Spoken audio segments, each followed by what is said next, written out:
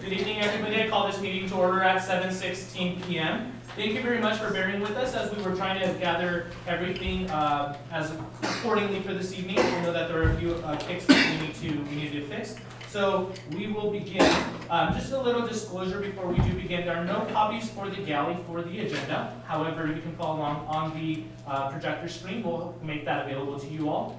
And we will begin with roll call. But before we begin with roll call, I do want to make a couple of announcements.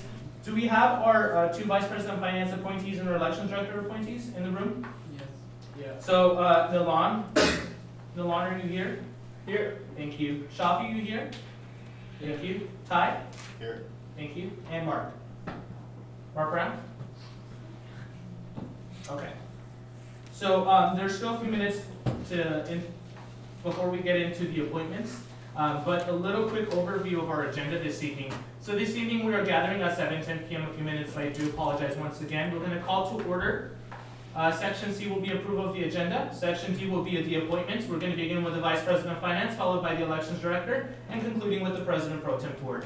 Section E will be roundtable announcements. Section F will be adjournment. Okay? At this time, I'd like to then go ahead and move forward with our agenda. So can I have a roll call, please?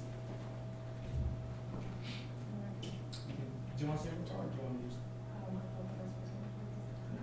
Okay. So I'll just go ahead and say roll call because my Senate Secretary, I haven't appointed one yet. So we'll go ahead and start off with the senators. Senator Giselle Ozuna. Present. Thank you. Senator Nick Carrillo. Present. Thank you. Double R, right? Yes, double R. Thank you. Senator Dilshan Bozon. Present. Thank you. Senator Corey Willis. Here. Thank you. Senator Joshua Lopez. Here. Thank you. Senator Verna Chan. Absent, but she's excused. She did send me an email regarding another commitment that she had prior to the meeting. Senator Alan Alcantara. Here. Thank you. Senator Casey Thielhart. Here. Thank you. Senator Desiree Jackson. Present. Thank you. Senator Catherine Tatley. Present. Thank you. Senator Wen Yu. Present. Thank you. Senator Melissa Vargas. Present. Thank you. Senator Nevin Pereira. Present. Thank you. Senator Ryan Torrento. Present. Thank you. Senator Erin Sanga. She also sent me an email, so she will not be joining us this evening, so we have two senators absent. Marketing and Promotions Director, Catherine Shing. Here. Thank you. Personnel Director, Emily Yang. Present. Thank you. Outreach Director, Kevin Chow. Present. Thank you. Vice President of External Affairs, Natalia Galarza. Present. Thank you. Vice President of Campus Internal Affairs, Michael Irvin. Here. Thank you. Myself, I'm here. President Ashley Romano. Present. Excellent. Thank you very much. So currently we have how many? Yes. Skip Christina. Did I skip someone? Yeah. Oh, sorry. My apologies. Senator Christina David. David. Present. Number 6. Thank you. I'm so sorry. Okay. And okay. So we have 14 senators present, 2 absent. We do meet quorum. Thank you very much.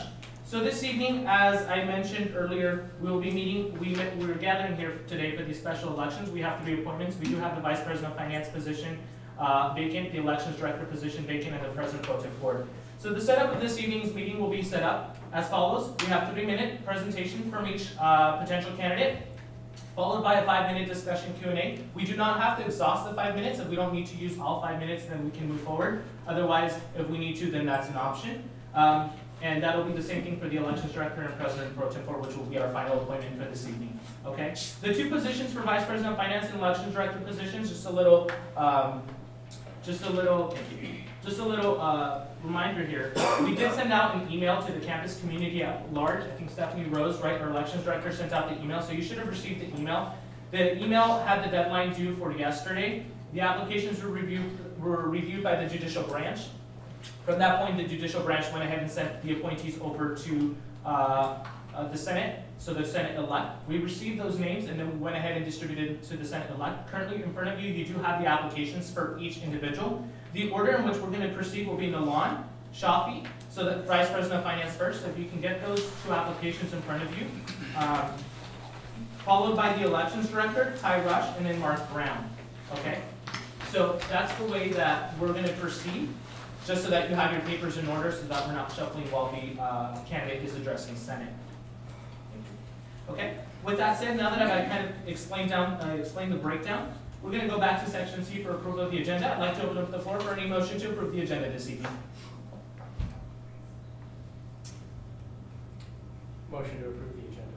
Vice President of Internal Affairs, Michael Irvin, motions to approve the agenda this evening. Second. Second by Senator Dalshan Bozan. All those in favor?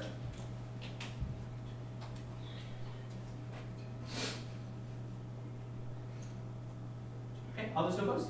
And abstain. 14-0, the agenda for May 26, 2015, 7:10 p.m. passes. Moving forward, we're going to go ahead and start off with section D, appointments of section A, Vice President of Finance. We have Nalan.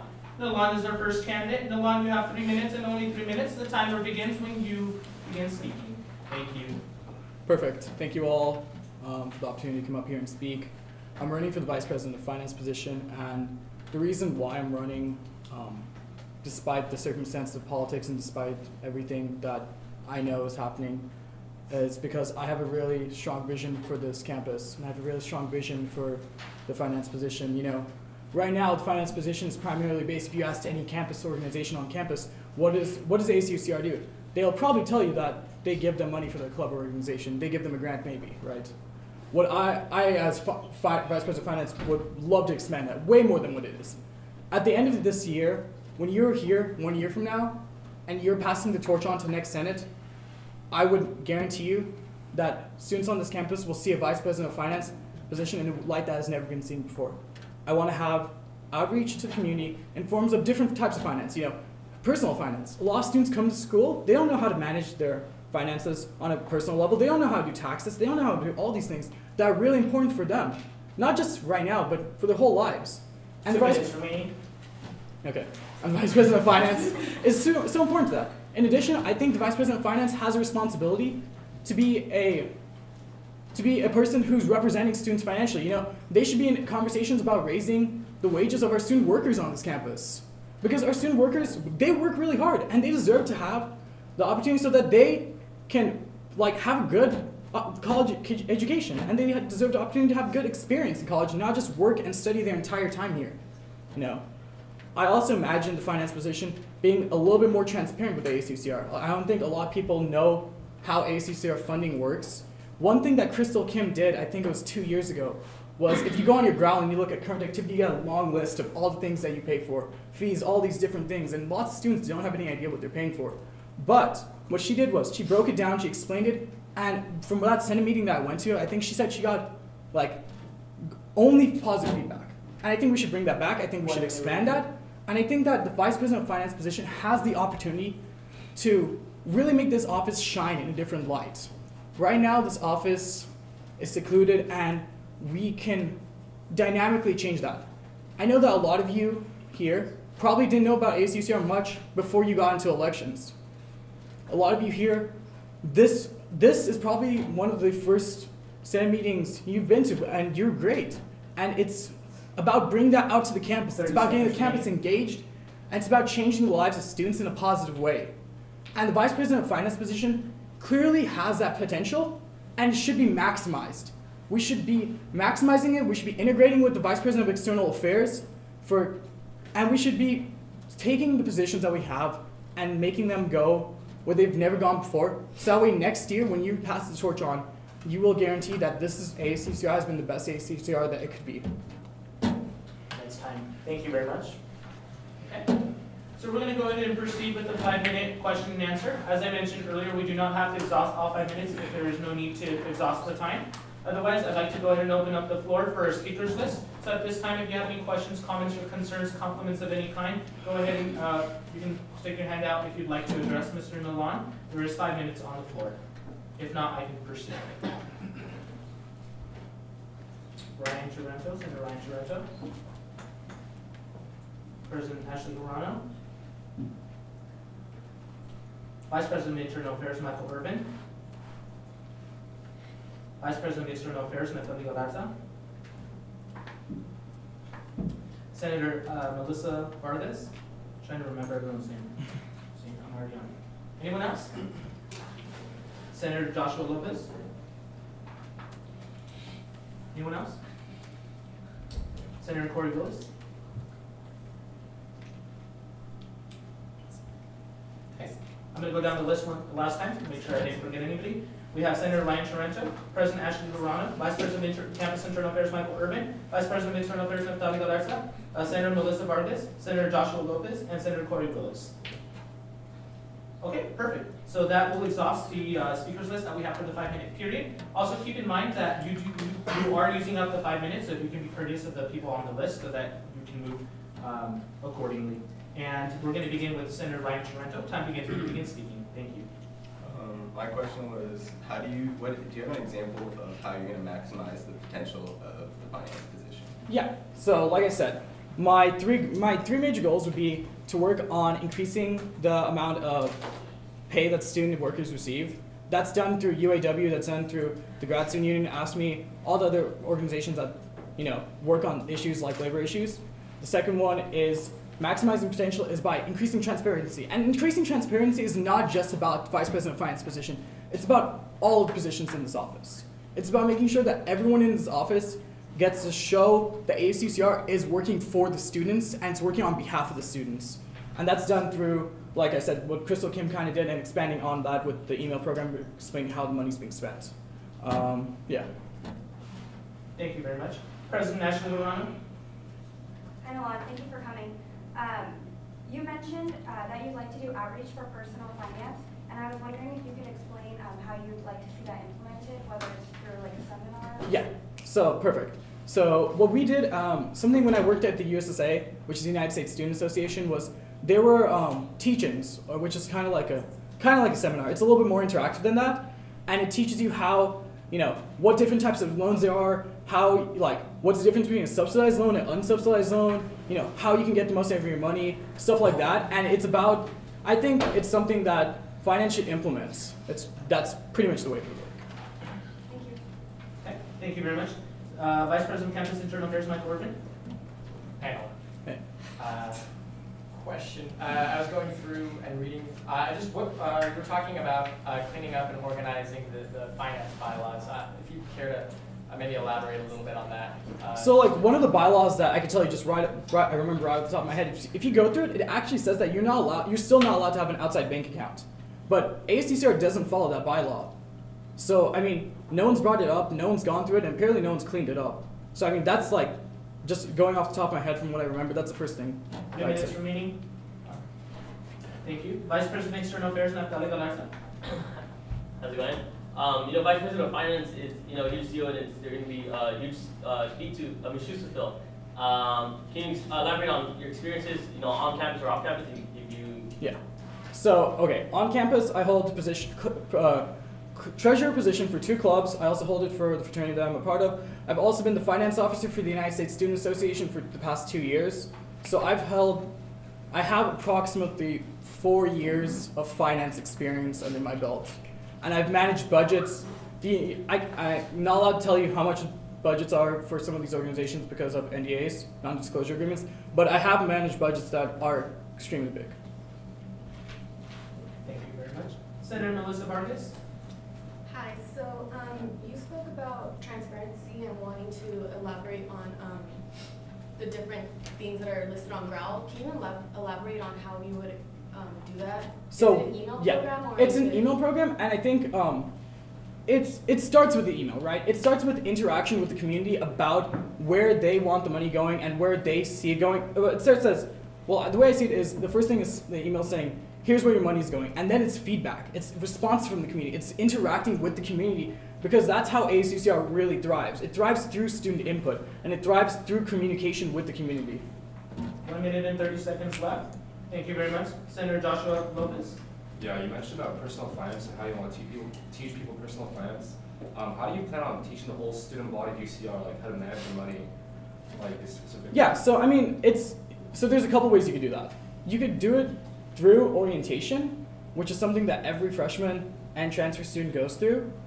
Or you could take a step back if you don't have that time or you don't have that commitment, and you could do multiple teaching throughout the course of the year. And students who are just interested in learning about their finances, interested in developing themselves financially, in a financial mindset, will be able to attend those and be able to learn about these things. Because the difference between a subsidized loan, unsubsidized loan, Pell Grants, Cal Grants, all these things, Stafford loans, plus loans, grad plus loans, there's a million things out there for you to know.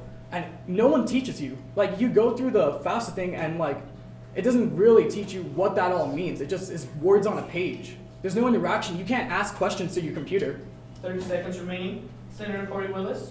So you mentioned like all the finance stuff. How much? It seems like you want to expand the office a bit. How much would you say this is? What you want to do is within your actual bylaws of VP of Finance, and how much is outside of that for you currently? So I mean, expanding the office, expanding what ASUCR does, is something that if I was ever going outside the bylaws, I'd obviously ask the Senate. But I think that we should never limit ourselves to what we have as an organization. We should always be striving to do more and to help students out more and grow as an organization to serve students better. So I mean, I would never personally do anything that goes outside the bylaws, but if I thought that this is a program that, hey, this would really help students learn personal finance, or hey, this is a program that would really help workers get more pay for their work, then I would go to the Senate, come up to you all, and ask you about it, and ask for permission to pursue on this, or go through LRC, do the bylaw thing, and all that. Okay. Thank you very much, and that's time. Thank you very much. You have a great night. Thank you. So before we move on to our next individual, there is something that I did forget, and this is my apologies because we were trying to gather everything very quickly. And I think, Abraham, thank you so much. It was section E for public forum. So we're going to add public forum there right after the discussions about the appointments. So and we'll have public forum for an approximate 10 minutes. Okay? That'll be 10 minutes for public forum. For the sake of time, we'll go ahead and proceed with our next candidate, Shafi, for 3 minutes. Time begins when you begin speaking. Yeah, Armando, does public forum have to be before any business? Because I believe that's how we traditionally do it. The bylaws in Chapter 2 of the ASUCR bylaws say that public forum comes after the approval of the Senate meetings minutes. So I know that there's no minute to approve, which obviously that would be deleted, Right. but then it would come after approval of the agenda before any business is handled so that the Senate can consider any input from the student body before they move forward with any decisions. Right, no, you're correct. And actually the chair actually creates the agenda, so Okay. the setup. I just decided to put public forum because we already dived into the appointments. But if you would like, what I can do is I can split it up. So after Shafi speaks, then we'll do 5 and 5 minutes before and 5 minutes after. Great. Okay, so I'll meet you halfway. Thank you. Shafi. Hello, 10 everyone. minutes is ready. I'm Shafi Kareem. I'm a third-year business major, concentrating in finance. My business GPA is 3.7, and my cumulative is 3.4. I'm the current vice chair of finance. I've been appointed by the current vice president of finance as a designee to sit on GCAP and outreach committee, as it is required for the vice president of finance to sit on, according to the bylaws. So I actually have hands-on experience to carry out this job. I've also been a crucial part of changing the bylaws this year, like lowering the fundraising requirement for clubs and also having outside bank account for all clubs. Some of my other qualifications are I was the vice president of internal affairs for my fraternity, where I oversaw 6 committees and dealt with budgeting for events. I also was the assistant manager at Max Muscle, where I was calculating daily net income and budgeting. I also was a paid intern. I also held a paid internship by American Society of Business and Behavioral Science. Okay, so I'm done with my qualification. So why do I want to be the next vice president of finance? UCR has developed me into a better person and a leader through the education I have received. I've been involved with ASUCR, whether it was volunteering for Prop 30 for affordable tuition or volunteering at other ASUCR events like ARGIA. I want to become the next vice president of finance in order to deliver more value to the students for their students' fee. All students pay $12.50 each quarter, but unfortunately most students do not see any value from this. So one of my goals is to have good idea grant for all students. Meaning you do not just have to be a senator or you have to be in a club to get a grant for an idea you think it will improve UCR. With this, any 3 minutes student, remaining. I'm sorry, how many? 3 minutes. With any students, with this, any students will have the opportunity to make a positive difference here at UCR. I want to do the best of my abilities to provide an objective metrics so that all student organizations receiving fund in a fair and accessible way. Having worked as a vice chair of finance, I have learned a great amount as to what works and also where improvements can be done. I'm also made aware ASUCR is currently on surplus. However, the way we're going right now, ASUCR may face some financial constraint. So I want to work with all stakeholders of ASUCR to work towards a sustainable, long-term, balanced budget. I know this is not an easy task, and there needs to have some compromise. Compromise needs to be made. 2 minutes remaining. But it is the right thing to do for the future of ASUCR and the success of the student body. I'm done. Thank you very much. So we're going to go ahead and proceed with the 5-minute Q&A discussion. I'd like to take the names down for Q&A. President Ashley Verano. Senator Christina David. Senator Nevin Pereira. Thank you. Vice President of Internal Affairs, Michael Urban. Vice President of External Affairs, Neftali Galarza. Senator Corey Willis. Anyone else? Okay, so I'm going to exhaust the speakers list at Senator Corey Willis. So I have President Ashley Verano, Senator Christina David, Senator Nevin Pereira, Vice President of Campus Internal Affairs, Michael Urban, and Vice President of External Affairs, Neftali Galarza, concluding with Senator Corey Willis. I'd like to begin with President Ashley Verano. Time begins when you begin speaking. Total of 5 minutes. Thank you. Hi, Shafi. Thank you for coming. You mentioned working with stakeholders. Will you explain how you plan on doing that, please? I wanted to work with the ECAP member and the whole UCR and because as of right now, we are gonna run out of, we will be in a deficit within 5 years with all the programs that we are having. So I want to work with the visioning committee on making either maybe increasing the ASUCR fee or cutting back on our budget. Thank you. Thank you very much. Senator-elect Christina David. Hi, Shafi. So you mentioned, what else kind of like personal goals do you have besides the Good Idea Grant and the long-term balance budget? Other ideas I have is I want to have rentable graduation gown for the whole UCR student body. That's one thing I want to accomplish by the end of this year. So I think this is a promise I could keep, and this is a very tangible goal. 4 minutes remaining. We're going to move on with Senator-elect Nevin Pereira. You said that you see a lot of room for improvement. Where do you see the biggest room for improvement, and how would you go about it? The biggest room for, there's like a lot of loopholes. Like there's no, like this year I saw that there's no limit on how much you can spend on shirts.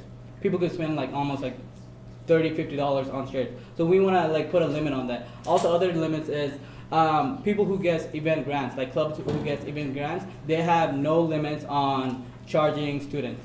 So I want to put a limit on how much they could charge UCR students to go to their event. Thank you very much. A little bit over 3 minutes. Vice President of Campus Internal Affairs, Michael Urban. Hi, Shafi. So you talked a little bit about your role as Vice Chair of Finance. Would you be able to kind of expand on those duties and kind of how they relate to Vice President of Finance? Yeah, I actually sat on like I said on GCAP committee and outreach committee, which is required for the Vice President of Finance to sit on. I also worked heavily on the bylaws this year. We made a lot of improvements. Like I said, we had we lowered the fundraising requirement for clubs. We allowed clubs to have outside bank accounts, simple things like that. And the things that I will also want to improve is increasing my finance committee members, because a lot of times we had problems with meeting quorum. Because of the high demand and a lot of because of students have class, so I want to increase the number of people in my committee to reach quorum easier. Thank you very much. Vice President of External Affairs, Neftali Galarza. All right, how's it going? I have 2 questions. Earlier you said something about putting a cap on how much a students organizations kids charge. in order for events. Wouldn't we say that would be backwards into how students can make funds, especially students, organizations have a hard time making funds sometimes, like let's say they have their banquet, they charge a good amount of money for a table, and putting a cap would not allow that. And my second question would be, so we had a big deal with the art gear, and we spent a lot of money, too much money on it. So do you support how it went this year, or what do you think we can do next year to fix it, or are we gonna have a repeat of an art gear program? Okay. 1 minute and 30 seconds. Let me address your first question. The cap on for events, I don't think it's reasonable to charge maybe students $50 to come to an event, or maybe not 50. Like I'm saying, like I saw some events charging students for $60. So I want to put a cap on students. If we're funding that event, we shouldn't be charging students about $60 to go. So I want to at least put reasonable cap, not the where they can afford or a fundraise. And your second question, this is art gear. Well, I volunteer for art gear, but it's up to the Senate and ECAP as a whole to decide if we want to continue art gear or not. And it's not my, it's obviously I will, I personally will probably cut back on art gear a little bit, but I will not. I do not support just getting rid of it altogether. Thank you very much, and that concludes the. Okay. Oh, I'm sorry. Senator Corey Willis, there was 30 seconds left, and I just cut you off. I didn't see it. Thank you so much. Okay, Senator Corey Willis, go ahead and finish, and then results time, please. All right, just briefly, when you mentioned the Good Idea Grant, would money for that, is that budgeted already? Would that be coming from the student or grant money, or are you planning on accounting for that when you rework the budget? That will come from the club and grant. There's a specific where it goes. I'm sorry. There's a ASUCR budgeting, and then there's club and organization budgeting. I'll probably take it out from there. And that is the reason being, I see a lot of students have great ideas, but they do not have a club to sponsor them, or I don't think they necessarily have to be a senator to get that idea done. Okay, thank you very much. So thank you, Shafi. That concludes our Q&A session. And we're going to move on to section 8 for public forum for the first part, total of 5 minutes. However, I did realize a couple of things, and you know what, this was kind of something that I kind of picked up on. What we'll do is we'll add in 2 minutes after the 5-minute Q&A was sent for people in the gallery to also ask questions. So if people in the gallery if they want to ask questions, I'm reading mine. If people in the gallery want to ask questions, you can feel free to do so after Senate addresses the candidate. But we'll begin with public forum, and then I'll add extra time there for certain individuals to address the candidates as well as Senate. Okay, so there's 5 minutes.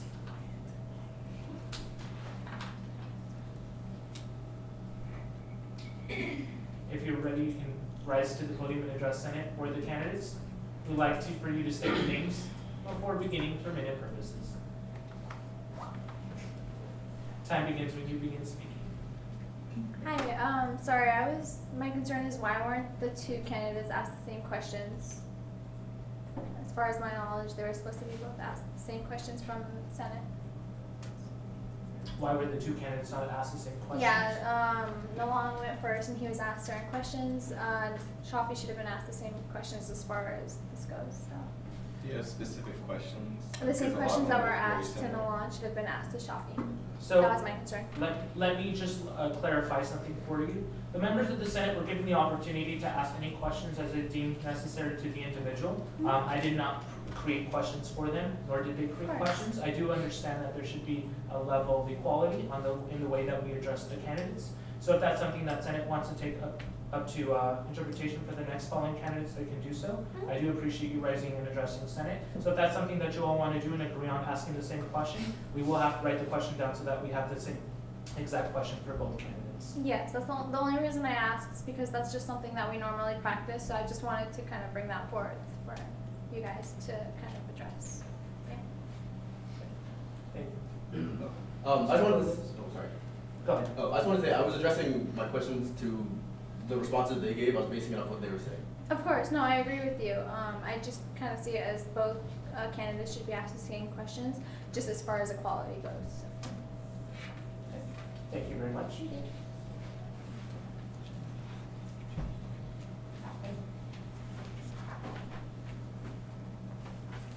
Hi, everybody. So I'm not here for special elections. To be honest, we all know how special elections are going to go. Shafi's going to be your next Vice President of Finance. I wouldn't doubt it if Mark Brown will be your next Elections Director.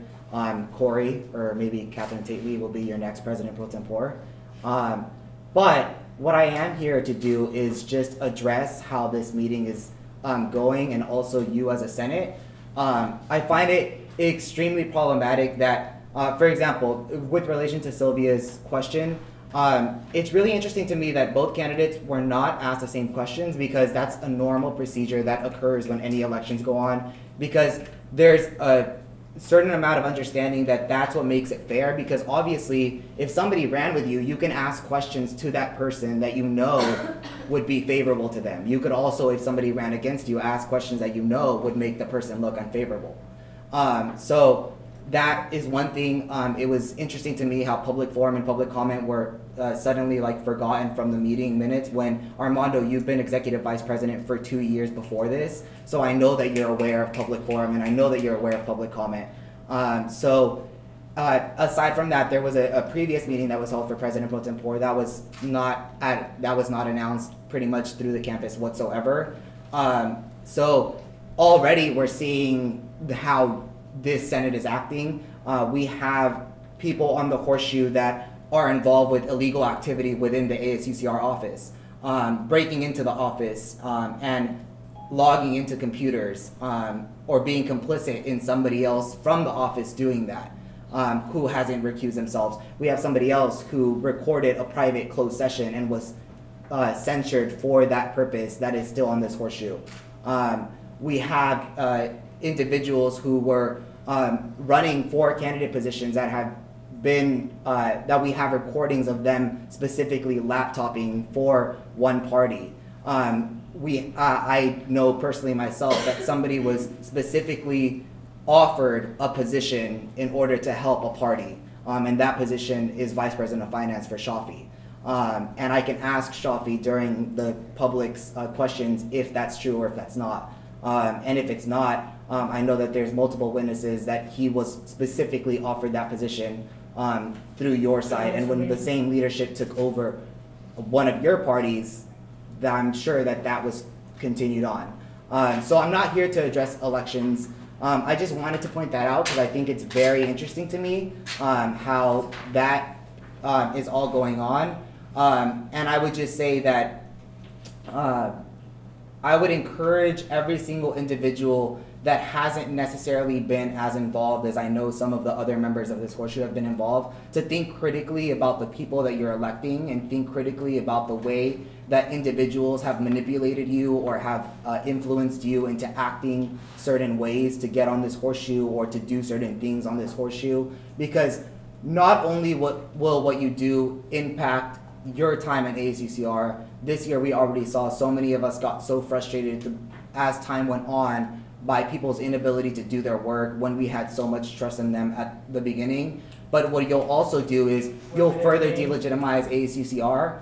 And the sad part is it's really unfortunate to me, and I said this last time during my during Senate meeting as a current elected official, and unfortunately none of you were there to be there, but it's really unfortunate to me that students that would purport to care about ASUCR and that would purport to care about the student body as a whole would actively go to administration to get them involved into an internal ASUCR matter. And I hope just that in your time here, you can realize how important it is to stop doing that. And what's sad is that I hear that happening every single day. And I know the people that have been supporting you have not been doing that. And what's gonna happen is when you have a project that is slightly more controversial, when you see actions that are being taken that are slightly more controversial, that's when you're gonna regret it, and that's when it's gonna be too late.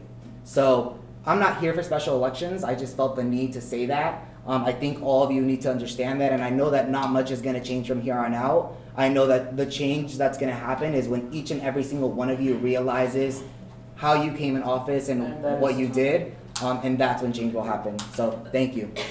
Thank you, Abraham. So I do just want to clarify real quick, and I know I shouldn't fully justify here the agenda. Public comment, I created public comment in respect to the reports. There are no reports happening this evening, so there was no public comment. But to be sincerely honest with you, Reem, the current executive vice president, and the elections director, Stephanie Rose, have been here in the past, hour or so before the meeting started, trying to clarify everything because there are a lot of things that we needed to organize for today's meeting. So the agenda was literally created on the spot while we were trying to discuss everything. So the two ladies next to me could, they're here, right here next to me, and they can vouch the fact that we were trying to organize everything for this evening. Because the turnaround, as you know, as many of you all know, was very quick. So I had to send out notices of appeal so that you can address Senate for the applicants immediately after the judicial branch notified you all today. And this is not for me justifying, I'm just letting you know, yes, it was my mistake, and I apologize for that mistake. Okay, so we're going to go ahead and proceed. We're going to go ahead and move on with the section that I personally feel like we should definitely have, and we're going to go ahead and have any people from the galley if you want to address any certain particular questions to both individuals that spoke. 2 minutes per individual. If you wish to address either Shafi or Nalan, you can do so. Otherwise, we'd like to proceed. Nalan? Do we move up so that way? Yeah, if you can move up to the podium, Shafi and Nalan. But the individual that is going to address these two folks, if you can rise to the podium, state your name for minute purposes. You do have 2 minutes. Time begins when you begin speaking. Otherwise, we can proceed.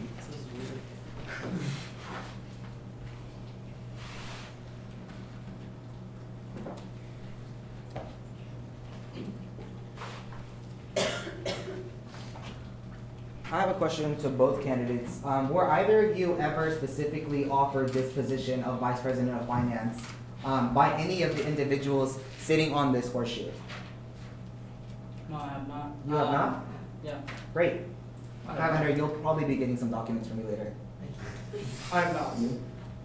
No? No. Great. Cool. That's my one question for Vice President of Finance.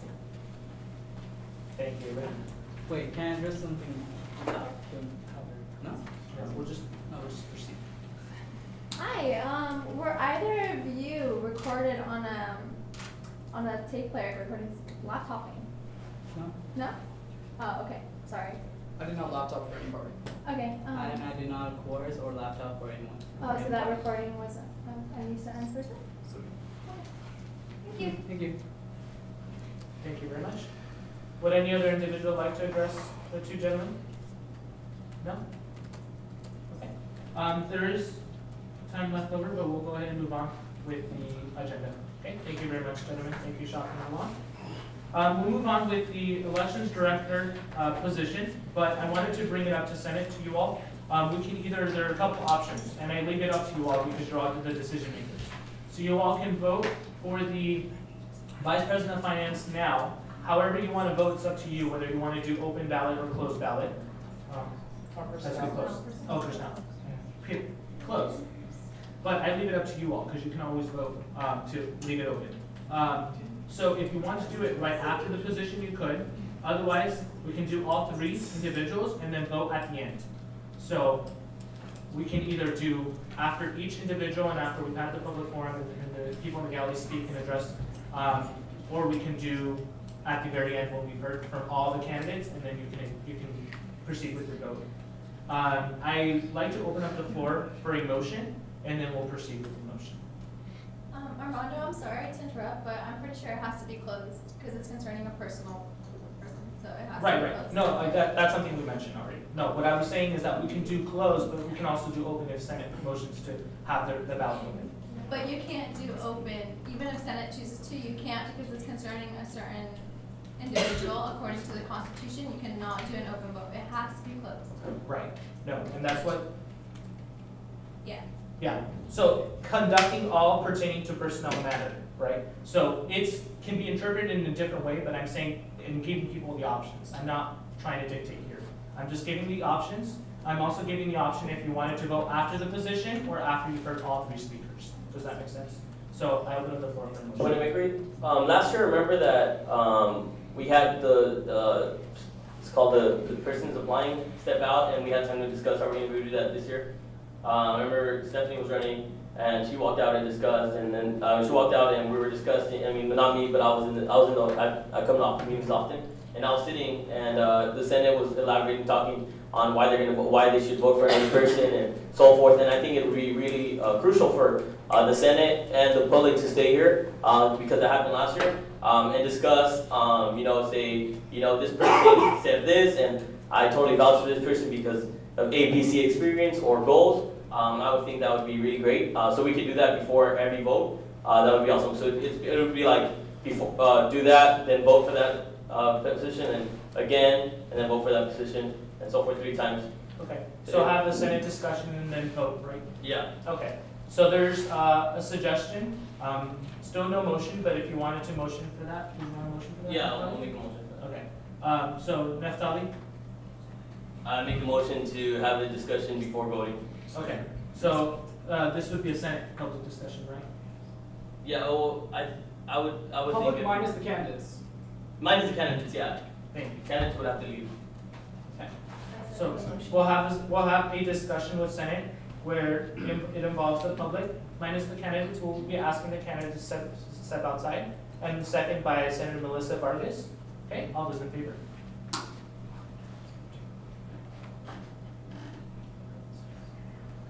Okay. All those opposed? And abstain. 914, that passes. So we're gonna go ahead and have the discussion. There was no time on that, but what I'll do is I'll give 5 minutes for Senate, and if we need to add more time, then you all can motion to extend the time as you deem necessary. Okay? So 5 minutes for a discussion within Senate. The 2 candidates are outside, correct? We have no law in hand. Okay, thank you very much. So then I'd like to take names down to the speakers list for the discussion. Okay. We have Neftali, Melissa, Corey, Michael. Anyone else? So I have Vice President of External Affairs elect Neftali Galarza, Senator-elect Melissa Vargas, Senator-elect Corey Willis, and Vice President of Campus Internal Affairs elect Michael Urban. Is that it for the speakers list? Yeah.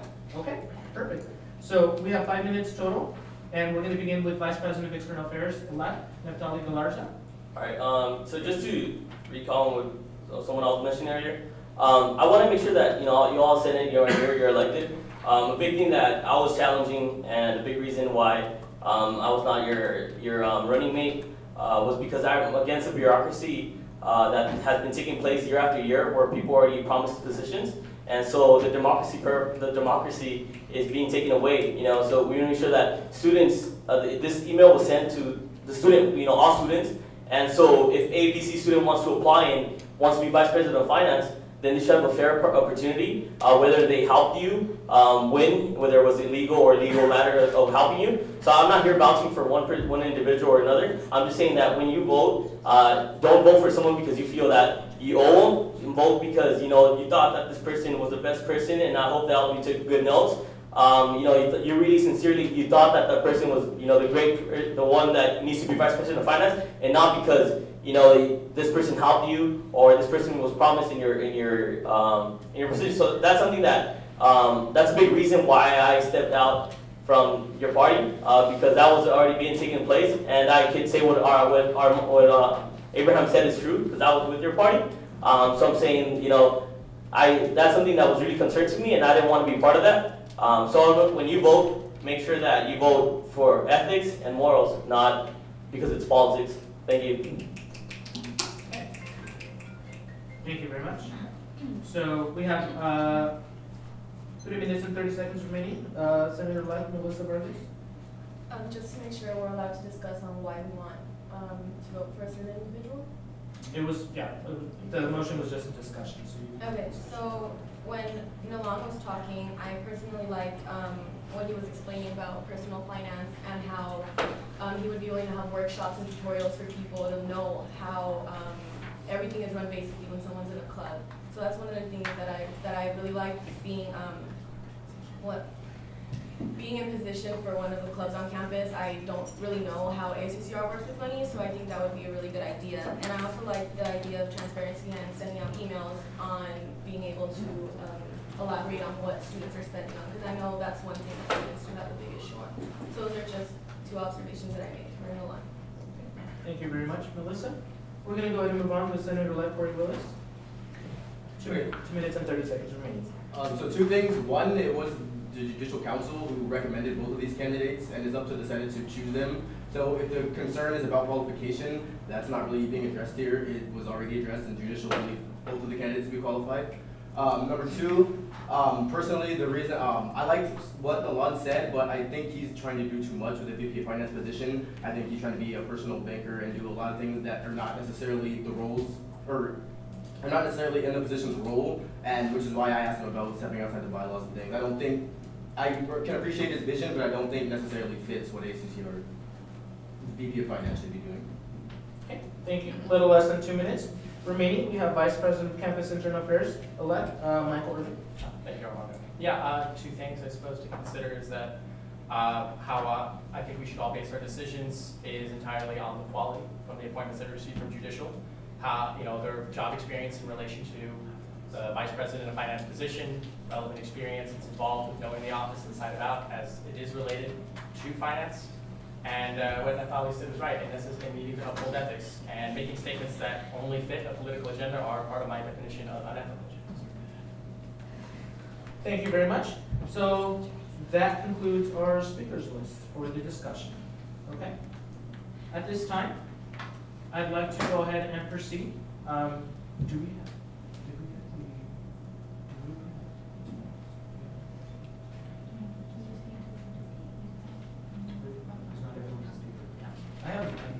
Okay, so what we're going to do is we're going to go ahead and yeah, no, keep the applications. We don't want to share the applications. So we want you to be able to read them and take them home. So keep the applications. We'll pass out a piece of paper, and Reem and Stephanie will go ahead and have you all vote. So you'll either put, obviously, Milan and or Shafi on the piece of paper, and then we will collect them. What you'll do is you'll lift your hand up, and we will collect them, so don't pass them down. Just we'll have Reem collect the right side, and Stephanie will collect the left-hand side, and then we will, Elections Director Stephanie Rose and I will go and vote, tabulate the votes, not vote, tabulate the votes, okay? And then verify them. Does a motion have to be made to Yes. do the appointment for? Yes. Oh. Yeah, I'm just waiting for them to get the Oh.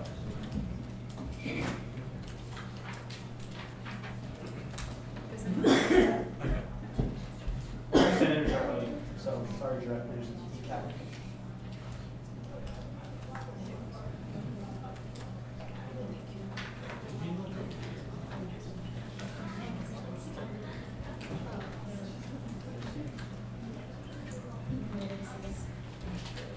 Okay, so with this said, because we do need to proceed with the voting, I'd like to open up a floor for a motion to begin with the voting procedure. Senator DeSouza. Motion to begin with voting. Okay. Motion to continue or proceed with the voting for closed ballot. Second. Second by Senator Porter Willis. All those in favor?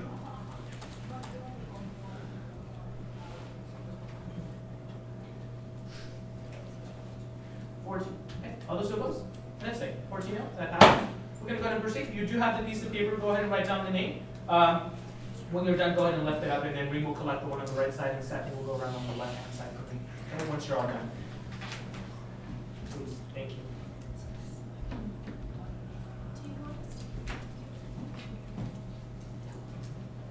Thank you.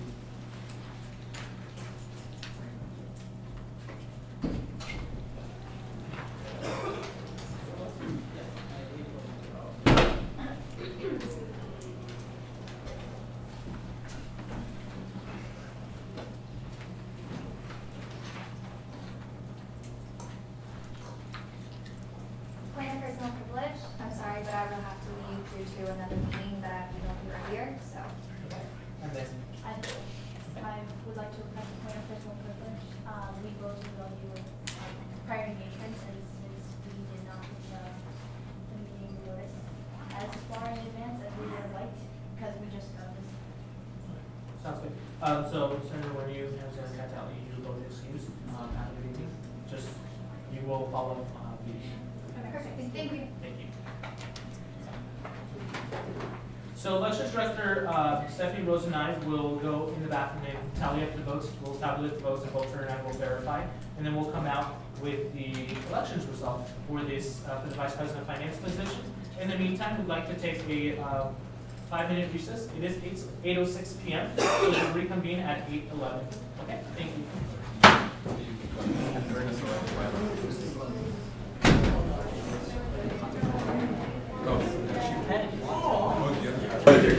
It is 8:11 p.m. and as promised, we are going to reconvene. So just to make sure that we're on the same page, we're going to go ahead and do roll call again, so that way we know who we're missing and who's still here. Okay? Please begin with Senator Giselle Zuna. Present. Thank you. Senator Nick Carrillo. Present. Thank you. Senator Deshaun Bozon. Present. Thank you. Senator Corey Willis. Thank you. Senator Joshua Lopez. Present. Thank you. Senator Christina David. Present. Okay. Senator Verna Chan. Excuse. Senator Alan Alcantara. Here. Thank you. Senator Casey Theohart. Present. Thank you. Senator Desiree Jackson. Present. Thank you. Senator Catherine Talley. And she was the one that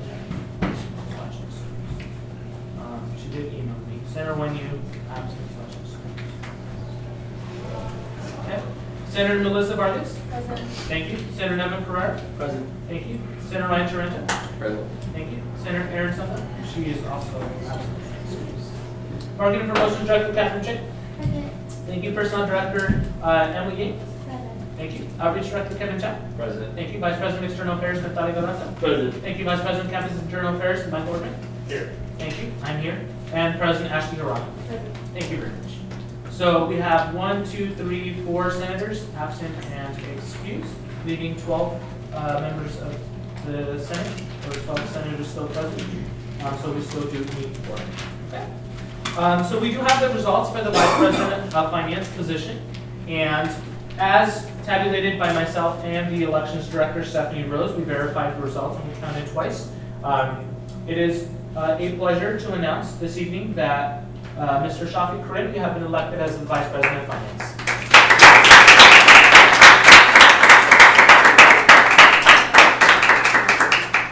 Okay.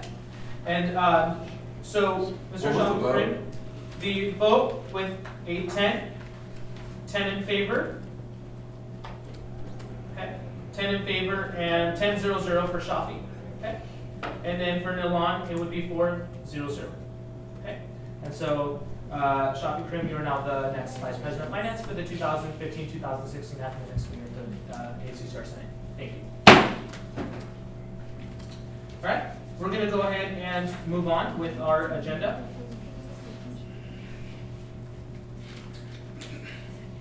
Okay, we did subsection B for Elections Director. We have 3 minutes from 2 individuals this evening. We have Ty Rush. So here, and Mark Brown. Is Mark Brown here? No? Senator Deshaun? Motion to table this election due to the fact that Mark Brown isn't president. Okay. Senator, so table the entire election, including the President Pro Tempore? No, just the election. The election director? Okay. Senator Deshaun Bozon, motions to table and revisit the election for the elections director. Is there a second? I think, did everyone receive a 48-hour notice or? No, so what happens was, the justices chose this morning to email me around 12:30, between 12:30 and 1 o'clock, and I was in a midterm, so by the time I got out the email to them, it was like 3 or 4 o'clock in the afternoon that I sent out like a formal letter letting them know about being here. And from my understanding, I don't think a lot of them knew that they needed to speak, because I know Ty, you sent me an email, so I didn't know that you all were not notified by the judicial branch. So there was kind of a miscommunication because of the turnaround was so fast, which is why, another reason why the Senate meeting, we had to like hurry up and move forward. Everything was up in the air up until a couple hours ago, believe me. It was really hectic, but you know what? Stephanie, Reen, and myself and the judicial branch really pulled it together to get this going on this evening. So, so there was a motion on the floor. Is there a second? Second by Senator Casey Theohart. All those in favor? Okay. All those opposed? and abstain.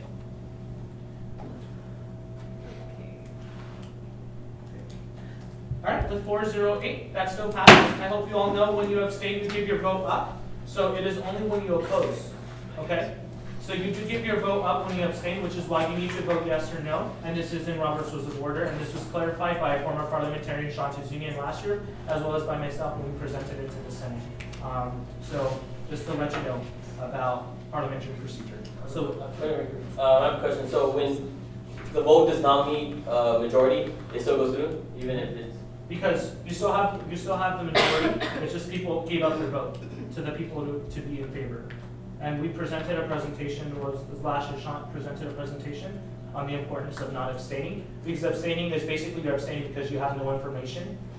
Basically you all have information, and abstaining is really, should be only used in certain circumstances in which you have zero information about and you have nothing, or you definitely are a part of something and you don't want to take part in it. I was under the assumption, not too long ago during the last Senate meeting, during like one of the few last Senate meetings, it was said that abstentions meant, you're not well informed, so everyone who was not well informed didn't make a yes or no decision. So, they don't have, I don't think we should have an election right now. I don't think we should go for it, moving it, if people are not informed about the vote or whatever. Right, no. For parliamentary procedures, I sent out an email discussing how, because of the turnaround, we don't do training for parliamentary procedures until FAR retreat, and I think all of you got that email. And so, if you want, we can go ahead and do a revote. I'm okay with that. But just to let you know in the future, it is up to also the interpretation of the parliamentarian, which we don't have, and the chair. And the proper way of interpreting the abstentions is the way Robert's Rules of Order is. And as someone has formally mentioned, I've been chair for 2 years, and I do make mistakes. I'm human, but I also do follow Robert's Rules of Order as in. Oh yeah, I was just confused. Both of them are my friends. I don't know if you guys anyone. No, absolutely. Okay. I have a point of inquiry. When would Senate elect consider having this election for the elections director? Because in order to do so, you have to hold another special election meeting such as this one, and all of us must be present once again. So just out of curiosity, when would you like to hold that? Okay. We'll go with Senator-elect Melissa Vargas and then Senator Gisela Zuna. Okay.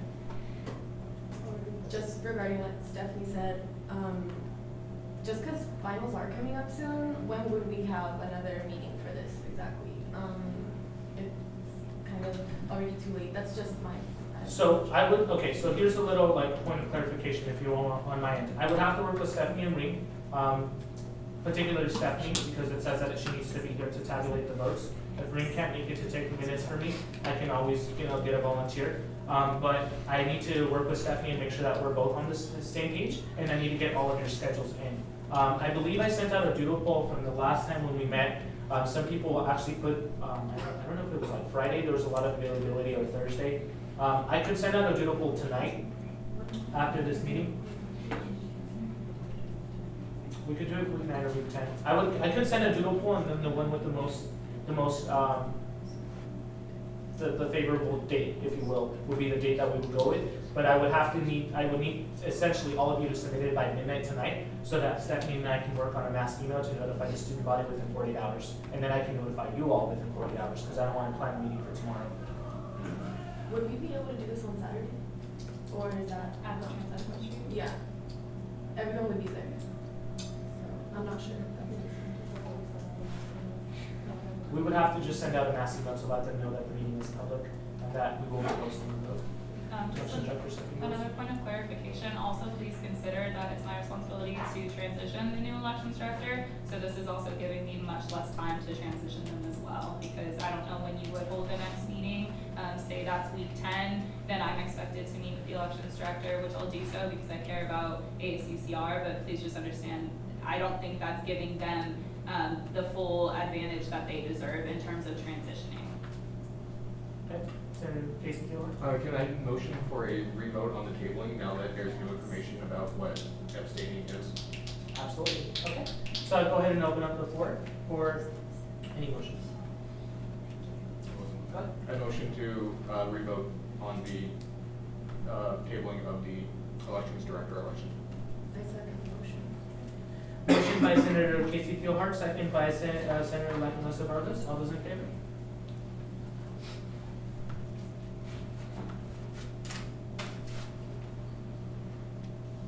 All those who oppose? And abstain. Okay. All those in favor? There was one individual that didn't vote. All those in favor?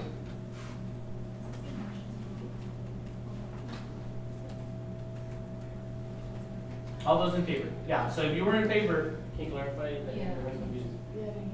All those in It's favor? essentially. all those in favor, I'm just, A revote. yeah, a revote. Yeah, because there's one person that didn't vote.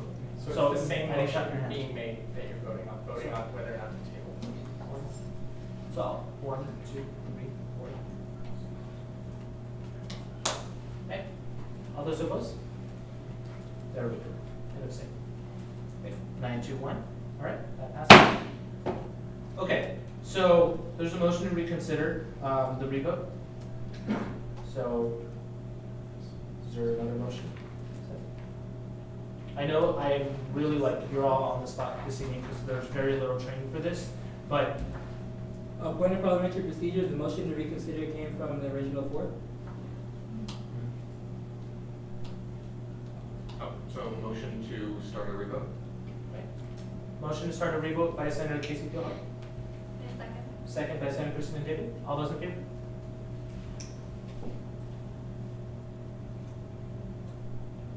All those opposed? And abstain. 11-02. That passes. Okay. Did you say 11? Was it 02? It was only 12 of us here. I'm sorry, 10-02. Okay. All right. Thank you. So we're going to go ahead and then proceed with the voting again. Okay. So we went ahead and we discussed or we considered to have the elections director position be voted on a separate date because Mark Brown is not here today. If that still is something that you all want to proceed with, feel free to put a motion on the floor. Otherwise, we can move forward. Okay. So the floor is open. I motion to have the elections for the elections director postponed to another date due to the fact that Mark Brown is not present. Senator Deshaun Bozon motions to postpone the elections to another date due to the candidate Mark Brown who applied for the elections director not being present. I second the motion. Second by Senator Giselle Zuna. All those in favor?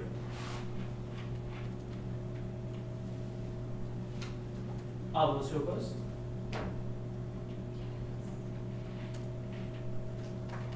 Okay. All those who abstain?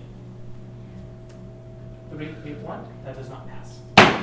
Okay. So we're going to go ahead and then proceed with hearing the elections director candidates. Because we do we still not have Mark Brown? Just last call? No? Okay. Because we do not have Mark Brown, we're going to go ahead and move on with Ty Rush. His application should be in front of you.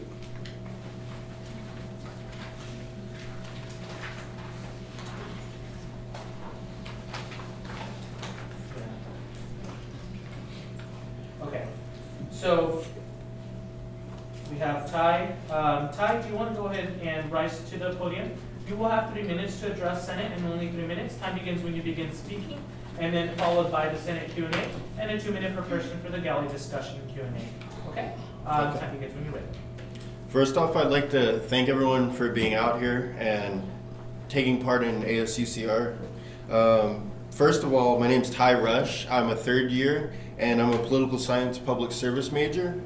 I was co-founder and formerly president now of the Quidditch Club at UCR, and through that club we basically chartered it, and I did a lot of the work at making that club to come to fruition on campus, and a part of that was setting up the elections process for officers through there. So there were no precedents for elections. Basically, I had to look around and find what worked from other clubs and then assemble it in our constitution to make that run smoothly. So I have a little bit more experience than you would expect in regards to that area. I have research experience in elections and political participation through the political science department at UCR. So what I do is I look at candidates and campaigns. So I have a little bit more experience once again. I'd like to state the importance that I feel for the office of, the elections director and coming to light through recent events. we see that it's more important that it's independent politically and that office isn't biased and that it's independent from outside forces, political ties, things like that. And I believe that I bring that to the table in that I don't have affiliation to any political parties that just ran, and I don't plan on being biased or, I mean, the office is obviously independent of politics, so I'd like to keep that. One thing that's really important with this office that I feel is setting precedents for the way elections are done at ASUCR and at UCR. And it's increasingly important that the practices that are set and the procedures are, you know, independent once again of political influence, and that they're free and fair for everyone, and that thank you, and that voters out there, the UCR students, they can have the ability to make a meaningful choice, which is one of the central pillars of democracy, and I feel that I can help bring that through the ASUCR elections if appointed. I'd like to address the past elections is pretty, as you know, it's pretty controversial. A lot of things went down. We saw the importance of the office of the elections director more and more, and I'd like to say that as elections director, I'd like to set precedents for punishments and violations of, you know, elections procedures and campaigning. That I think that's one of the most important pillars to make elections fair for candidates and for voters, so that, you know, they're not being forced into something that they wouldn't want. And I'd like to, as elections director, I'd like to encourage a program and work towards it to educate voters of, you know, legal and illegal campaign practices through mailers and pamphlets, things like that online that are a little bit easier to do and not very costly, so that people know exactly what's permissible and what's not, so that they can catch it instead of thinking in retrospect, oh, that happened to me, should I do something? And I'd like to provide information for them, to them through this type of initiative, and so that they can come forward and report anything. I'd like to, as elections director, I'd like to. Sorry. I'm so sorry. Do you want to finish your last thought? Yeah. So I'd like to account for all possible issues with elections by going through the rules and setting the procedures and making sure that they're set right so that the elections are fair and there's nothing in question when they're closed. Thank you. Thank you very much, Ty. Okay. So with that said, Ty addressed Senate. We do have the discussion after, but since the individual, I think the second individual, Mark Brown, right, he's not here. Elections Director Stephanie Rose suggested that we should either, we could, and this is up to you all, we could read the application, take a minute or two to read the application. So you all can sit here and actually sweep through his application, actually 3 minutes because it would be fair, or we can proceed. But with that said, I'd like to recommend to Senate to take 3 minutes either to read the application out loud or to read it to yourself. The applications I know were kind of like very thorough. There are 2 pages, I think, for both candidates. It's front and back. Yeah, it's front and back.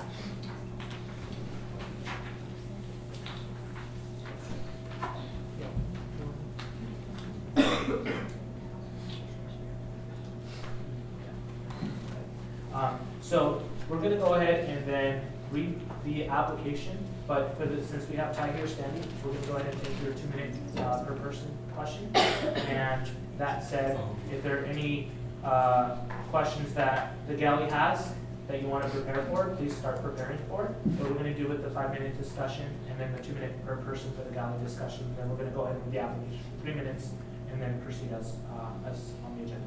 Okay. So I'll take names down for the Senate discussion.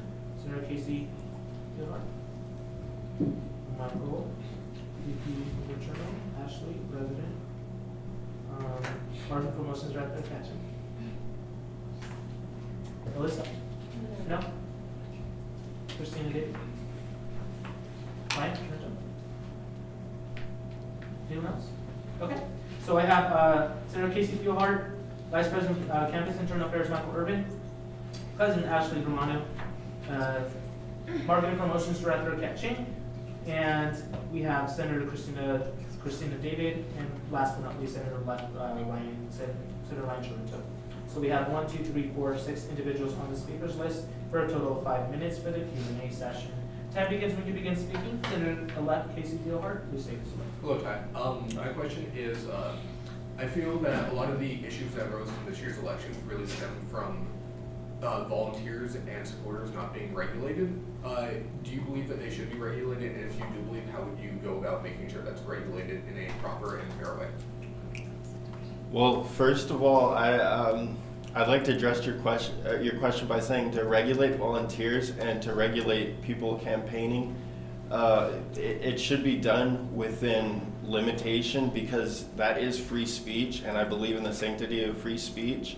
So with that said, I mean, any specific program to further enforcing regulation, I would like to, implement something through either a mailer education system for voters and volunteers about the proper practices for campaigning and for candidates and for their volunteers to attend those or to get the mailer. And I'd also, like to educate through a mass email and a mailer the public voting, so that they know what's permissible and what's not, so that if they see something, they can say something without it being questioned.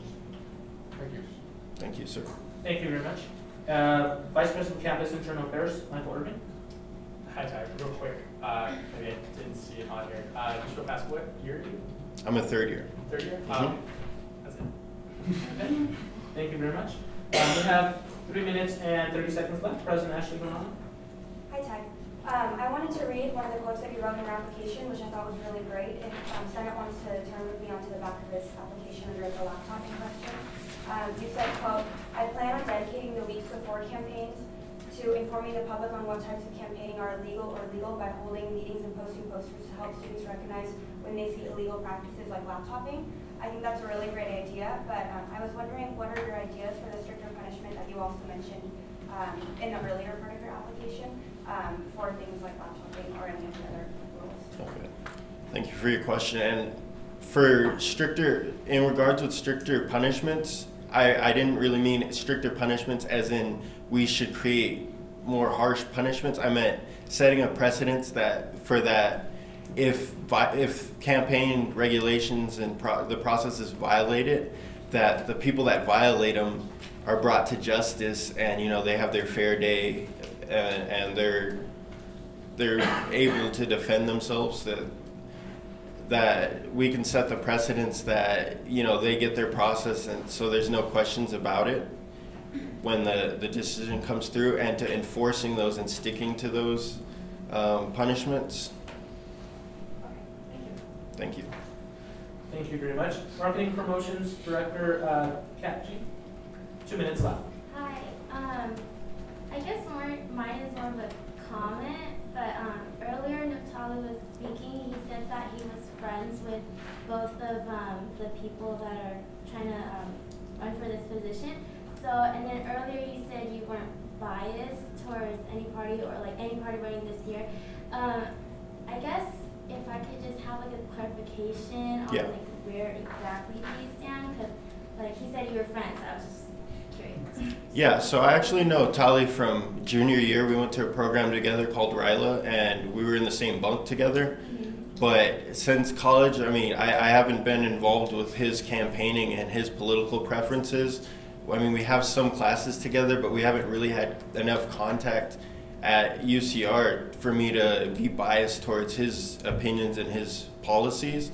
If anything, in the informal capacity, listening to what he has to say and then using my judgment, like taking him under consideration, you know what I mean, and basing, and the decision in the end will be mine, not his. So, thank you. Senator-elect Ryan Chirito. I just wanted to ask, since you'll be setting up events and running the elections, how will the skills that you have as president and co-founder of the Quidditch Club carry over? What are some of the skills? Yeah, so obviously ASUCR is a much bigger organization than any on-campus club. So there's a bit of a learning curve and transitioning into the job. But I mean, basically, there's a difference between creating a club and establishing your constitution and elections practices and things like that. That's different from being elected straight into the job, because you create it and you sort of have to set the precedents for what will be followed after that. And one of my big things is making sure that elections practices and the process are fair, and that I can set a precedence here that carries on through the years, so that other people follow the same thing and it becomes a less politically involved office. Okay. Thank you very much. We are at time, but there was one last individual here that wanted to speak, so Vice President first. Oh, do we have Christina? Oh, yeah. Why do I keep Christina? I'm so sorry today. Today's not my day. Can I make a motion? We have Christina and Natalia. Can you make a motion for stand time? For 3 minutes. Second by Senator Christina David. All those in favor?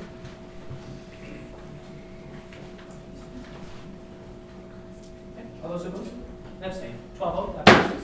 There's an additional 3 minutes. Christina David, please proceed. I apologize. Hi, thank you for coming. So it says here in your application that you want to provide material rewards for the students providing evidence and set up a database sort of thing like that. Wouldn't you think that kind of, well, can you kind of elaborate on that? What kind of Yeah, so what that is I mean, the office doesn't have the power to do certain things. Obviously, that's up to the Senate and the rest of ASUCR and the public. But I'd like to work towards a program where people are incentivized to come forward and report violations and things like that, to make it a little bit more strict on those, because they are happening, and to stop that from happening. But by material incentive, I mean like things like stickers, stuff like that, so people are like, hey, if I report this, it provides them the incentive to come forward and do it, because it's easy to not speak up about things when you're not involved with it. Did you also, sorry, I have one more question. Did you also still want to do the incentives like voting at bell towers?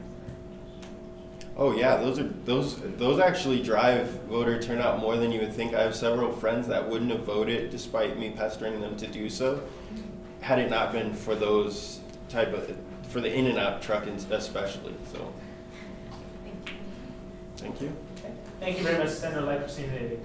Last but not least, Vice President of External Affairs, Natalia Galarza. All right, before I ask that question, I just want to make clear, yeah, I've known from like way back, but we're not close friends. Like, I also ran with Mark Brown in another party last year, so I don't want you to think that there's two, like, I know both of them, that's what I said. I just wanted you all to think that I wasn't against Mark Brown. All right, so my question was more on, you said free speech. On the elections code, it states that the parties are held accountable for any action by, it states candidates, so forth, and anyone with approximate relations with the party. So are you against having that in the elections code, because that breaks their free speech and makes it something bad? Because I feel like the parties should be the ones responsible. Well, I think your programs are great, what you were saying about teaching the public, but right now ASUCR really bad marketing, so we need to work on that. But to move forward, it should be the party's responsibility, if they're going to have volunteers, to make sure that that their volunteers know what they can and can't do. So where do you stand there? Because it just threw me off when you brought up the free speech thing. So I understood that question to be, should we punish or limit volunteers and in their capacity to campaign and things like that? I believe firmly that you should, if you want to campaign for someone and you want to volunteer for someone, you should have that ability, but within the bylaws of the Constitution and within limits that are legal. So anything extra legal outside of the Constitution, unconstitutional things like that, I mean, those are the things we should crack down on. I'm not talking about limiting fair speech, or anything that's legal. I'm talking about cracking down on the things that aren't legal, and holding the parties and the people involved accountable for that. So you're more leaning towards help, because holding volunteers accountable really doesn't do anything. Yeah. So are you leaning more towards like punishing the volunteers or the party? No, so I also mentioned making the parties accountable for it. So, you know, through parties, if you're volunteering for someone and a party and to campaign for them, you're invested in them in some capacity. Next time, go ahead and finish it up. You're invested in them in some capacity, so I have to assume that you would care about the outcome and that you wouldn't want to jeopardize that candidate's candidacy. But, you know, you have to crack down on the parties at that point and the volunteers through there by making that decision to limit those practices. Thank you. Thank you very much. Thank you. I'm sorry, I'm not trying to attack or anything, but Go it's ahead. just a comment. And so, like, you said you were unbiased, but you just said that you were pestering people to vote. Yeah. Time's up. Yeah. Oh yeah, Well, but I'm just saying. Yeah. If it's okay, I can answer that. No, you don't have to. It was just a comment. Well, I'd like to clear the air. So by pestering people to vote, I mean just to get out and vote, not to vote for a specific person, but you know, the legitimacy of any democracy is through elections. So getting their voice heard, no matter who it's for. Thank you very much. Thank you. So we're gonna go ahead and then proceed. So we have the 2 minute, don't leave Ty. We have the 2 minute per person galley discussion. So if the galley wants to ask questions to Ty, please feel free to rise.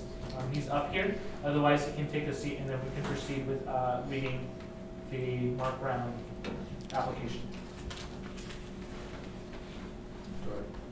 Please introduce yourself, state your name so that we can get your first and last name for minute purposes, and then you can proceed when you are ready. All right, Daniel Ojo. My question is basically in respect to the laptoping part. One of the issues that the Judicial Council has seen is that proving laptoping is very much subjective, and how much evidence is enough evidence, how much is substantial, how much is not. And I mean, that's why this whole conundrum happens. So my thing is that, are you open into doing away with the situation where you can have laptoping? What I'm saying is that having students not vote electronically, instead having students vote at polls. And so that way it completely eliminates laptoping, and it completely eliminates any situation where the student might be coerced to vote. And so it might also bring down voter turnouts, and I guess that would be part of your problem in that how would you even get to making sure that there's enough votes when we have polling stations instead of electronic. So I just wanted to see what your thoughts are on 1 minute remaining. What your thoughts are on that. Yeah, so if I'm understanding your comment or question correctly, you're basically bringing up a policy that I think you feel strongly about. Is that correct? Yes. Okay.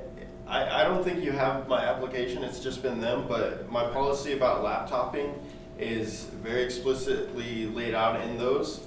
And I'd like to encourage programs for you know, students to come forward and report it, but by limiting polling to just being in person, I know a few people that voted online and only would have voted if it were online, so that, I mean... To clarify, I meant the station would be online. It would be like a computer at a place where you go and vote. It would still be online. But you'd have to go there, right? You'd have to go. Am I correct? Yes. Yeah, so the issue with that is it would drive voter turnout down. Yes, and I'm saying, are you open to that? Is there a way you think you can fix that? I mean, evaluating both sides of the choice would be something that I'm open to, but I don't think I'm comfortable to make a decision right now about it because I'm not well educated enough about what you're talking about to make a decision and to make a stance on it at this point. Okay. And that's time. Would any other individual from the gallery like to address Ty? Otherwise, we will be moving forward. No? Okay. Thank you very much, Ty. Thank you. Okay. So there is that Senate discussion. but I'd like to save the time for the Senate discussion after we hear from Mark Brown, so that way there's a discussion amongst both candidates, and not just having to waste 10 minutes of discussion for 5 per individual. So go ahead and pull up the application from Mark Brown. You have 3 minutes to read the application and swift through it. There will not be a Q&A section, and I know members of the galley do not have a copy of this application, so it'll be difficult for a Q&A section. There are 2 extra copies over here if you'd like to pass those out to the galley, since those senators are not present. Did you? Oh, okay. Actually, Elections Director Stephanie Rose emailed it to me. I see it here, so she just notified me. So I'll go ahead and project it. And so while Senate is reading, people from the galley can read it on the screen. It may not be like from the best angle, but just bear with us. So there's the application. You can begin reading. You do have 3 minutes, and then we will proceed.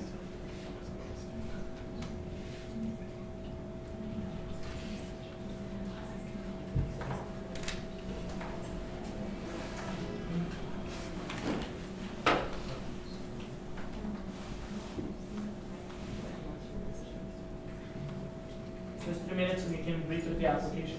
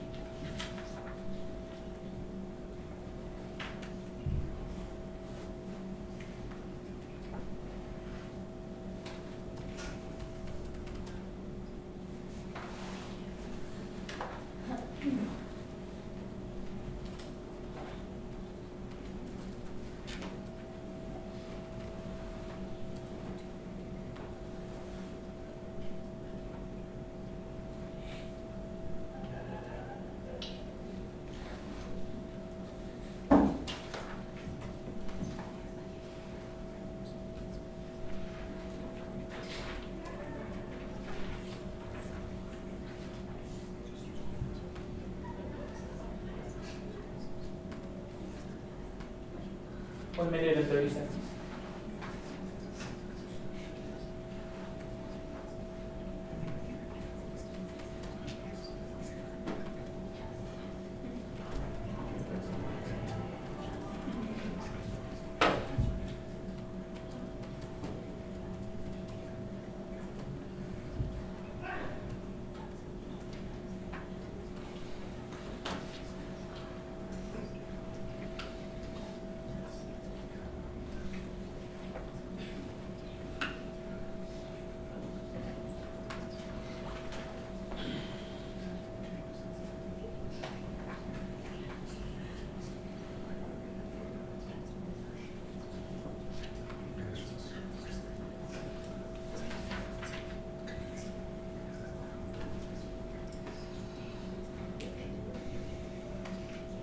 Thirty seconds remaining.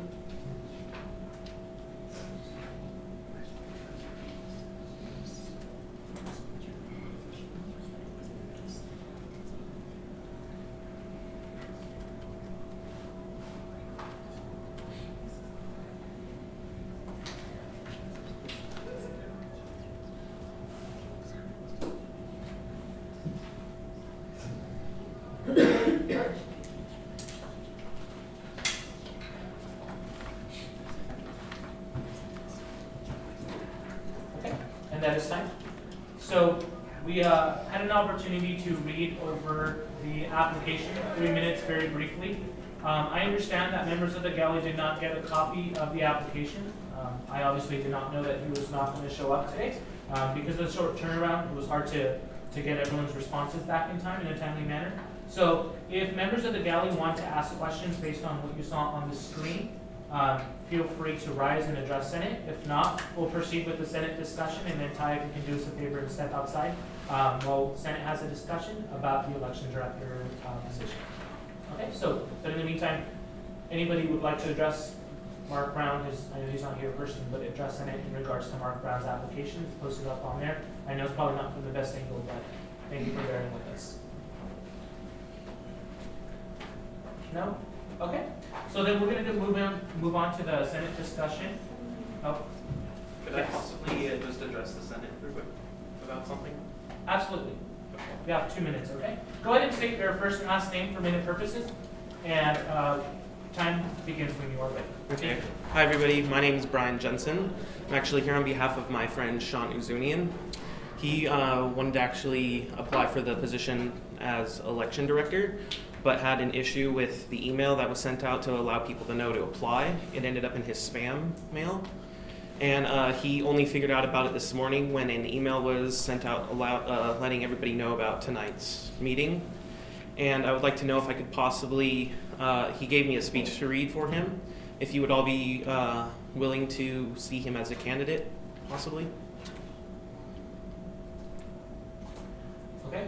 So normally the procedure for that was that the applicants had to submit an application to the judicial branch. I think he did this morning as well when he found out. Okay. So maybe that would be something that the elections director, Stephanie Knowles, will have to pull up. In the meantime, I will leave it up to Senate to open up the floor for any motion, and I'll leave it up to Senate to decide if they want to listen to the speech. It will have to be in 2 minutes to keep it under the fair time, as per the other individuals. So, any motion? I have a question. I don't know if you said why he's not here tonight. If you can. He's an RA for Pentland, and they had an organization, and he tried to, thing going on, he needed help with it. He tried to get out of it, but they wouldn't allow him to do so. Okay. So, Senator Casey Field? Motion to allow a further period for him to give the speech. Okay. Second. Second by Senator Galvan goes on. Okay. Time will begin when you are ready, but before we do that, all those in favor? Oh, yeah, I agree. Okay. All those opposed? MC 12-0-0. Point of clarification, I don't have an application submitted. Do you know if he submitted it to like the justices specifically? That's what he told me. He just sent it to the judicial. Okay, yeah, because I don't have it in the Google form, so I don't have an application present. I'm sorry. Okay. So my question, well, I mean, it's more of a comment. So let's say more people apply that I'm not aware of, but they're not given the opportunity to speak. Like, isn't there like the process like justices have to do it, and then I just want to make sure so he won't speak, and then it won't matter at all. Because if there was a process, I mean, I have nothing against you or against Sean. Just saying, like, I don't want it to be like, you're up here and then you talk, and then we like talk it over, and it has no purpose because there was a process, and there was more applicants who aren't here either. So that's just my comment. I don't know if anyone. So the motion on the floor was to have it read, so we can proceed with the reading, but I do see where Naftali's coming from. That'd be elections director. It's not at my discretion, it's at yours. Senate has the power, I don't have it. I motion, or sorry, is anyone else?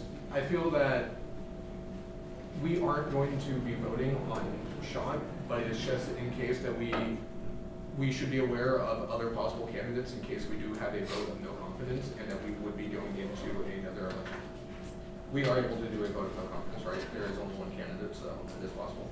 Well, there's two candidates. Mark isn't here, but yeah, there's one candidate present, two on paper that were appointed or recommended by the judicial branch to Senate, in which we're reviewing this evening. Yeah, and point of clarification, the Senate has the power to appoint to confirm the appointments that the judicial branch have made for elections directors. So Senator ASUCR would be correct in stating that you can vote no confidence if you don't like the options that have been presented to you by judicial branch.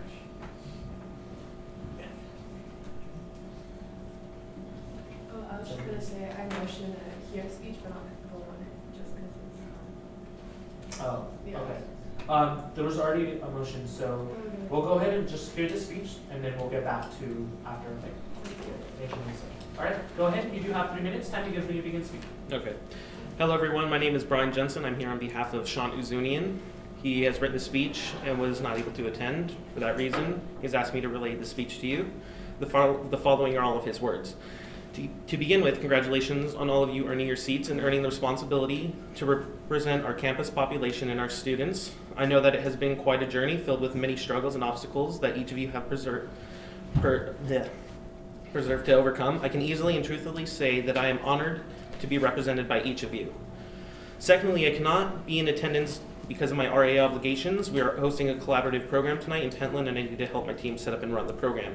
You may be wondering why I did not apply by the deadline. The email sent out to all the students was sent to my spam box. Earlier today, I received an email from the current EVP, Reem Blake, explaining the details of the special elections for the elections director position. Went through my spam box and found the first email. Understand that I did not apply in the traditional manner and that I am not here today, but I'm requesting that you consider me as a viable candidate. I've already emailed the judicial branch explaining my situation and asked them to provide me with directions on joining the candidacy for a position. If that is something possible, I'm also open to the election director, Stephanie Rose's instructions on how to proceed. My circumstances may make me seem unmotivated for the position. You may think that I do not care enough for the position. However, I hope my words will be sufficient in proving otherwise. I've served as in ASUCR constantly since I arrived at UCR. My first year here, I served as a parliamentarian under Armando Saldana. He told me that if I wanted the position that I would have to read the whole 500+ pages of Robert's Rules of Order, and I did. I believe that I served the parliamentarian position well and performed my duties well, along with going above and beyond. While serving as parliamentarian, I served other committees as well, trying to be as helpful as I could around the office. In fact, I helped Christopher Sanchez and the rest of the elections committee 2 years ago run an efficient, successful election. I can guarantee you that I'm a very dedicated, hardworking individual, and that I will give the elections director position my all if you were to select me. I'm not afraid of work. My second year here, so this year, I served as a communications director under internal affairs. Here I worked to connect with the organizations and clubs on this campus. Although I did not have the opportunity to help everyone, I have been extremely helpful to those that accepted the help. I'm going to continue my career with ASUCR by expanding my leadership and responsibility to a director position, namely the elections director. My experience is of question. I can assure that there's nothing to be worried about. For one, I am a dedicated hard worker, and I'm not afraid to ask questions when I don't know something. Furthermore, I believe that I have strong leadership skills. As a communications director this year, I expanded and led the communications committee. Also, as mentioned before, I assisted in the election process last academic year, where I was able to observe and learn the elections process. I look forward to learning more from Stephanie Rose should I be the one chosen. I assure you that I have plenty of experience that will assist me if I am the elections director. I also have a particular set of skills I believe make me the best candidate for the election director position. I know how to run a committee and how to delegate work. I'm able to think creatively, which will help me come up with the ideas on how to build a better election for this next year. I'm able to remain unbiased and make sure that the elections process is fair for every participant and that it remains open to any and all who qualify to run. I have many ideas I'd like to put into action should I be chosen. I want to create a better ballot, a ballot that is more than just names on a screen. I want to erase the statistics of an uninformed voter. I want to make sure that the ballot itself has the information necessary to make sure that all those who vote have the easy opportunity to make an informed decision. I will strive to make sure that ASUCR and the elections are visible on this campus and that those who will be represented find the importance in voting. I also have a goal to create more events that serve the candidates wishing to run. Thank you very much. Thank you.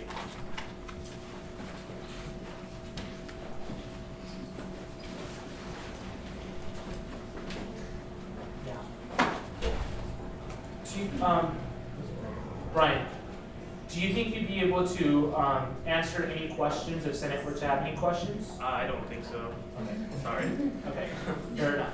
Okay, so the motion only was to listen to the speech, and we do have the 5-minute discussion within Senate. If there are any motions, please hold on to your motions till after the 5-minute discussion, and then we'll proceed from there. Okay? So we heard from 3 individuals now, 1 present and 2 not present. Ty, if you can please do me a favor in stepping outside.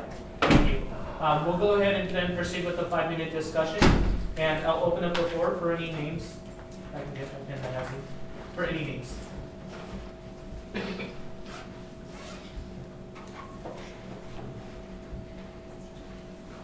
Christina for real, okay? Yeah.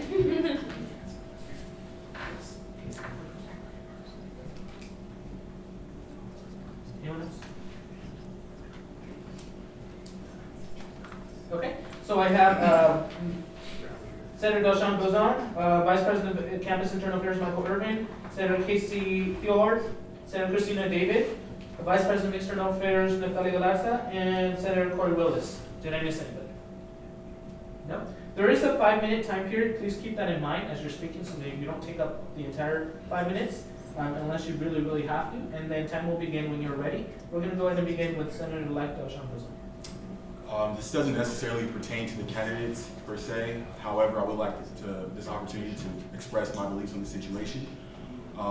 Earlier, the subject of fairness and equality was brought up, and I personally believe that it's extremely unfair that you have one candidate that's here to rectify and clarify ambiguous pieces of his application.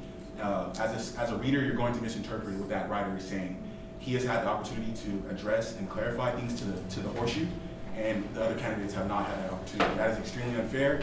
Secondly, I would like to say that the matter of week 10 and finals is pretty, to me, that's not a valid point.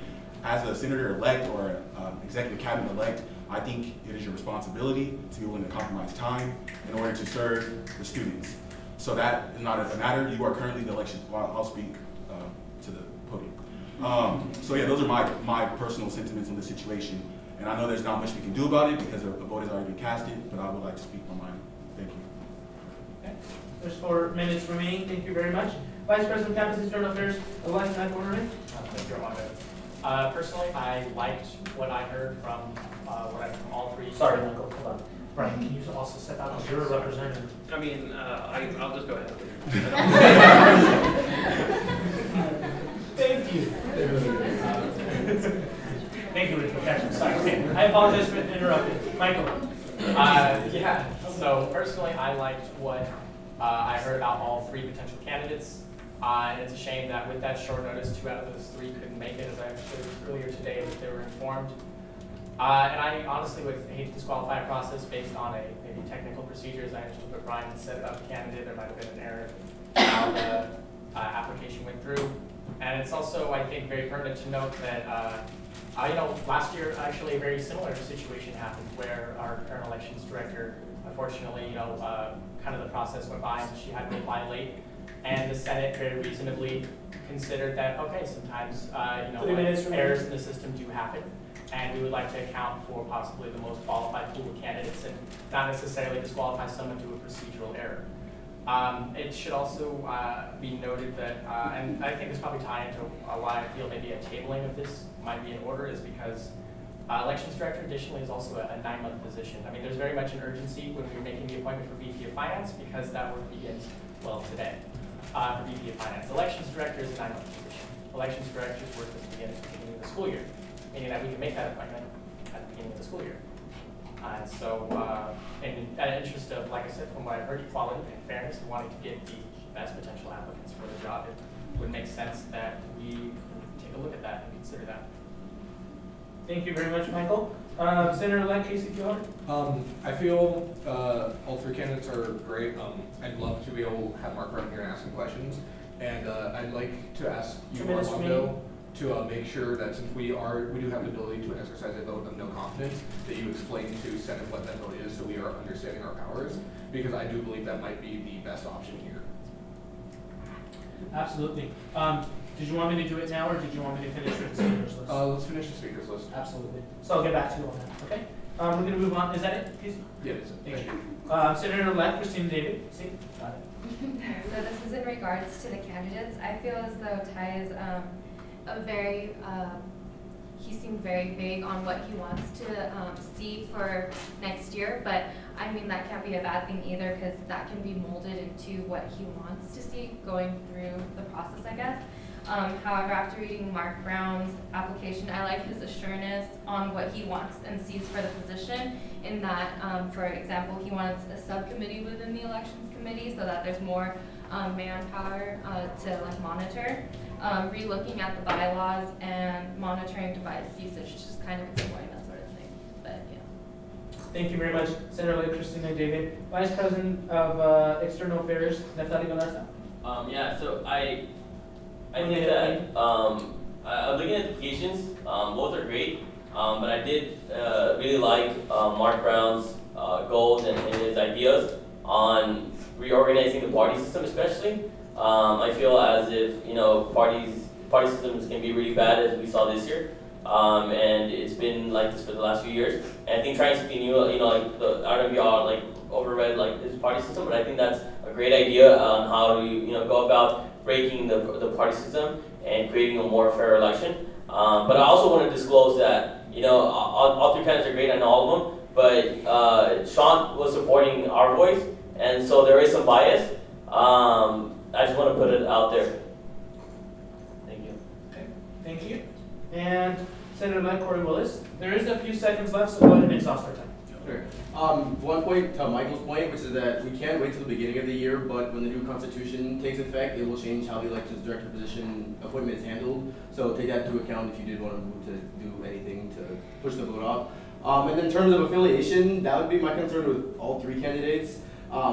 They all have different ties in varying degrees to people on the virtue and different people. So in terms of all 3 of them, I think that if party or any kind of affiliation like that is the issue that can be brought into question for all 3 candidates. So I just want to put that out there. Okay, thank you very much.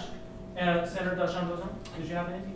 Yeah, I just want to take a moment to address the Vice President of External Affairs, elect Neftali. Is that okay? Yes, oh, I'm sorry. May I ask motion to extend time? Sure. Second. By Giselle Lozuna. Okay, all those in favor? How much time? I just need like a minute. Minute? I mean, 2 minutes. 2 minutes. Motion to extend time by 2 minutes? Second. Okay, all those in favor? All those who oppose? And abstain? Okay, 11-0. Did you abstain? No. Oh, yes, I abstain. Yeah. 11-0-1. That passes. Go ahead and address the comment to me, okay, Telsha? Okay.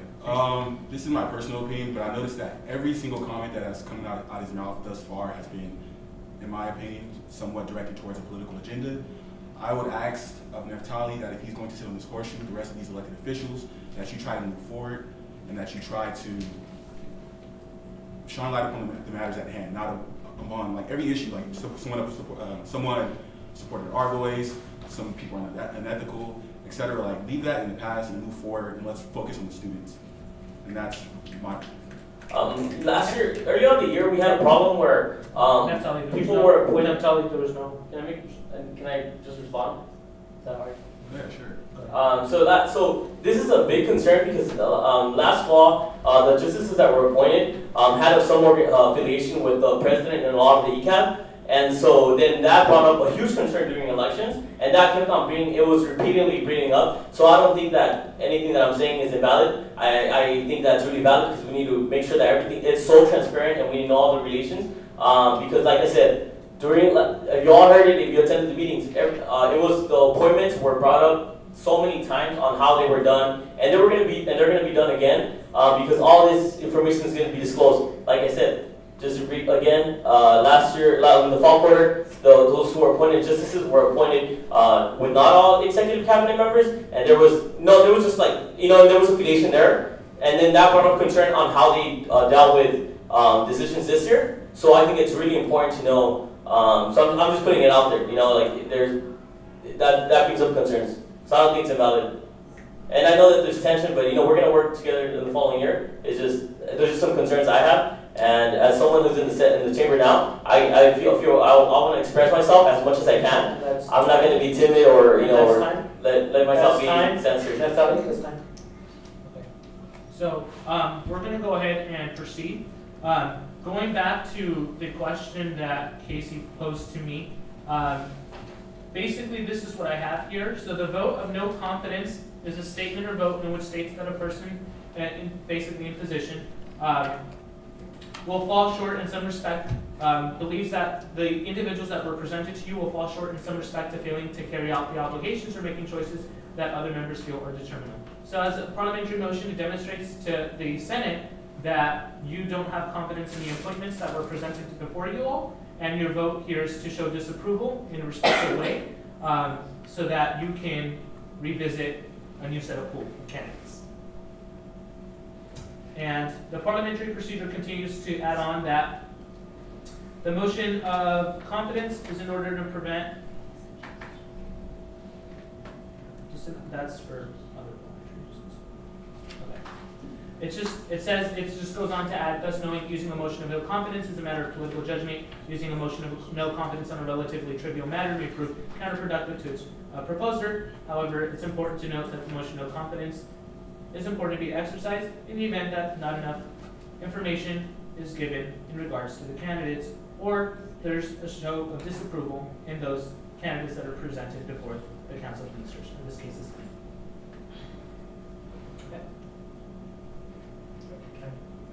Vice President of Campus Internal Affairs Elected. While the vote of no confidence is something that takes seriously, I personally have a kind of an inclination against it, mostly because that would mean a whole new pool of candidates would be presented, and I don't want to disregard the applications of what I'm sure are very qualified people that have been presented to us, only to allow more time for those to speak. And I think it's actually Dalshan was presented accurately to be able to speak and explain things that are written to avoid misinterpretation, and also be able to speak on their behalf, which is something that is afforded to every candidate in a fair election process. Okay.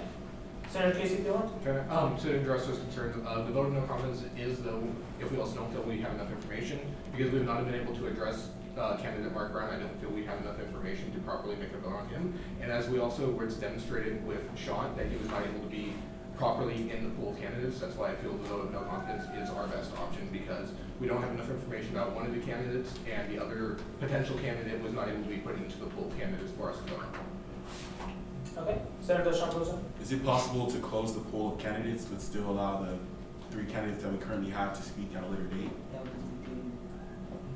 So close the pool of candidates. So like close the application process so that no more candidates enter into that. We postpone this particular election. So the application process was closed yesterday. So it was closed yesterday. It sounds like Sean, or is Brian back inside? Oh, he left. So it sounds like Sean, I think, applied. I think that's what the statement said, that he applied through the judicial branch. So I'm not sure if he submitted an application. So if we were to close that, what we have, he would be included on there. What we could do is, did you want to open the application? Because I'm thinking the fairest way possible would be to reopen the application and have the judicial branch review again. That way, one last time, give everybody one last opportunity, but elections director. Yeah, so point of inquiry, are you asking to reopen the entire election structure application? Are you asking for the people who applied? And I think you additionally have to vote to allow Sean to be a candidate as well. I don't think with the speech he becomes one. I think the Senate has to vote. So say hypothetically you vote, are you asking for everyone who applied already to be reevaluated by the justices? Well, I'm unsure. Initially, I had the understanding that Sean was actually an applicant, that there was just some procedural error with his application being sent to the wrong person. No, he said that he didn't know, or that the email that was sent out to everyone to where they could apply through the Google form went to his junk file. So he sent a physical application through the justice email. Because what would happen is if he applied for the application the way the other candidates did, it would be on my, in this form, and it's not here. So I think he sent it through email. So, with that said, I know we're put into a tough spot, but I leave it up to you all to decide. I'll go ahead and open up the floor for a motion, or you can motion to have a discussion, but I think that we've heard left and right, so that is my personal opinion, but you all can proceed as you deem necessary. Can I make a motion if we're going to open, if we're going to allow this week to reevaluate, I mean the Senate as a whole reevaluates every single person that applied, just to be fair to everyone who applied, not just those who were given to us by the justices, because it's just more fair if we're going to allow one person, then let's also review the entire everyone who applied, and not just those who came up because they know how this works, or because like I said earlier, like ASUCR does not have too much marketing, and Inquiry, are you asking to reopen the application campus-wide? No, just those who applied already. It's more than 2 people. 1, 2, 3, 4, 5, 6, 7, if you consider Yeah. Sean. So what I'm saying is that those, and then 2 were given to us by the justices, right, by the judicial. Correct. So what I'm saying is that if we're gonna allow one more person, and they close it there, then it would be fair for all of you to listen to every single person that applied. I'm just putting it out there. If not, then the most fair is to go that way. Point of clarification, the new constitution says that the justices have to appoint. You can all make the suggestion of how many appointees you'd like to hear. So you can say, hey, justices, can you appoint 3 or can you appoint 4? I wouldn't recommend reviewing all of them though, but that's at your discretion. So, Naftali, can you restate your motion, because you had a motion on the floor? Alright, I think I'll take it back, so the comment's more like, to make it more fair, not just into 3, because there was more people applied, and so those people that you're not listening to, so you're gonna open it to one more person, or just give it back to just judicial, and then have them like give you 3 or 4, you know, that way, like I said, it's more fair, and it's not fair to just close 3, because one person came, and those other 4 that applied didn't show up today. That's what I'm trying to say. Okay. So, last one. Yeah, personally, I see it as, I think, best way forward would just be to allow judicial to continue the same appointment process that they've had and giving the recommendations for elections director. My only contention is that I don't want to disqualify a candidate due to a procedural error just because the application went in his junk folder and still had every intention of wanting to apply, wanting to be involved. As elected representatives, having students get engaged with the office is something that we should hold like very dear to value on wanting to open ourselves up to as many students. So my recommendation, how I feel personally, is that we simply vote to include Sean as a candidate, and then he goes through the same judicial review process as has already been prescribed. Okay. So there are a couple of things here to note. There have already been 2 appointments presented to us by the judicial branch, so if they wanted to revisit everything, we'd have to make a motion to have more appointments presented before Senate. So instead of 2, we visit more than 2, because we would visit the same 2 that are before our own eyes. So I open up the floor for any motion, and then we can proceed. I motion, Senator Sean goes on. I motion to have more than the 2 appointments that are presented to us tonight, presented to us at a later time. Will that include Sean Tuzunian? Yes. Okay. Second by Senator Desiree Jackson. All those in favor? All those in favor?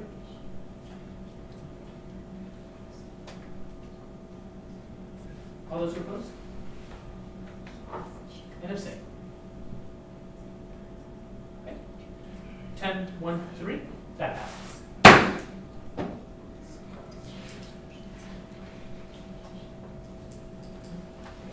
Okay. So, with the motion stating that we revisit more than 2 candidates, that includes Sean in the pool, we will go ahead and send this back to the judicial branch, and Elections Director Stephanie Rose and I will be coordinating with the judicial branch on the appointments.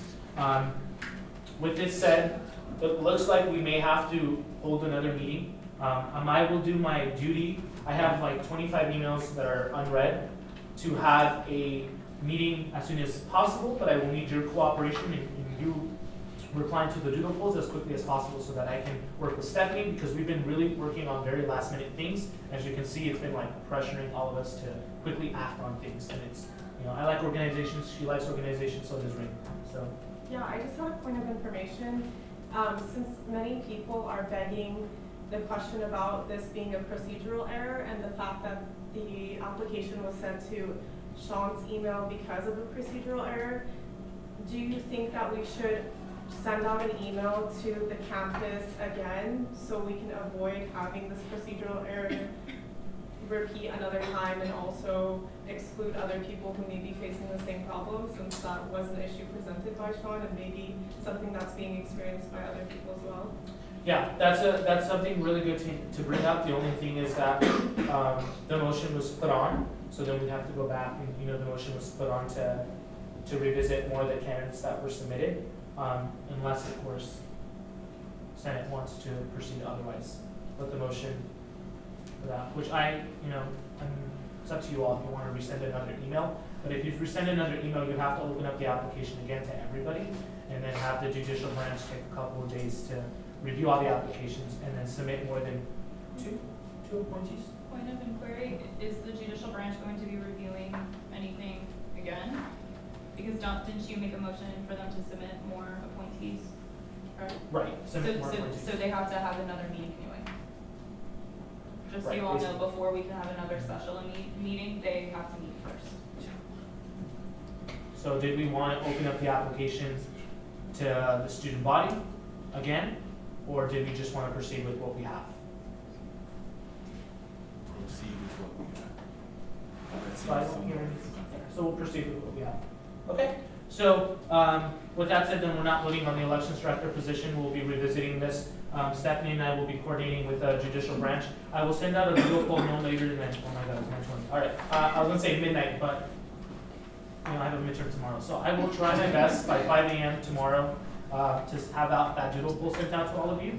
On that doodle poll, I need you all to please submit it, because I need to get in contact with Stephanie and work around her schedule as well, because I need her here to tabulate the votes as per the bylaws. So that's something that is a bigger issue as well, because we want to work around her schedule, and then we want to get the judicial branch to start meeting immediately in respect to these individuals. I will also do my best to send out the email reminder to all of the candidates. So I will ask Stephanie to send me the emails from the candidates that applied, so that I can get in contact with them, explain to them everything via email. I will BCC all of you on those emails so that you're aware that they've been contacted within well in advance time, and I will go ahead and explain everything as thoroughly as possible, and I'll definitely be in communication with the judicial branch. Okay? Perfect. So, have we brought Ty back in? I'm pretty sure it's probably called out. Is he still outside? Oh, yeah, no, bring him back in. I thought he was gone too. Okay, thank you.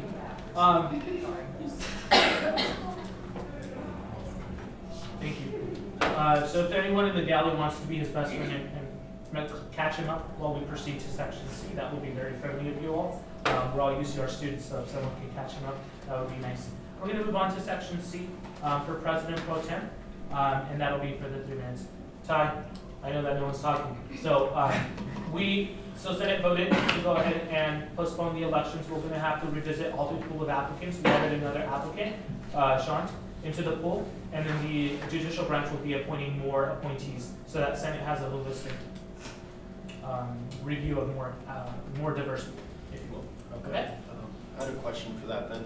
Would I also be included in that pool to be able to? Yes, okay. you will. And I will be in contact with you via email as well as Stephanie. I will do my best to keep you up to date with everything that happened. Okay? Okay, thank you. My pleasure. Okay, moving on to subsection C for President Pro Tempore. There is 3 minutes, so I sent an email. This is not open up to the public. This is more of an internal election, but I will welcome members of the galley to address questions to the candidates that stand up as President Pro Tem, and that'll be at the end, after their presentation and after the Senate Q&A. Okay?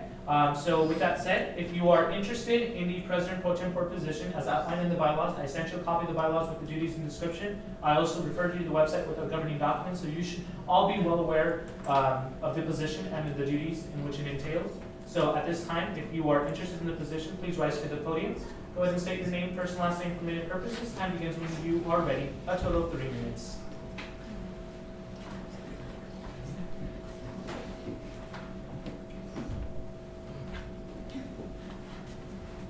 Hello, Corey Willis. I'm not gonna use the full 3 minutes. This will be quick. My name is Corey, and here's some of the reasons why I believe I'm qualified to lead you all as the Senate as the pro tempore. So me personally, I've always been a political pragmatist, and while rallying and protesting in the streets are nice and it looks nice, legislation is the most direct and the most effective way to get things done.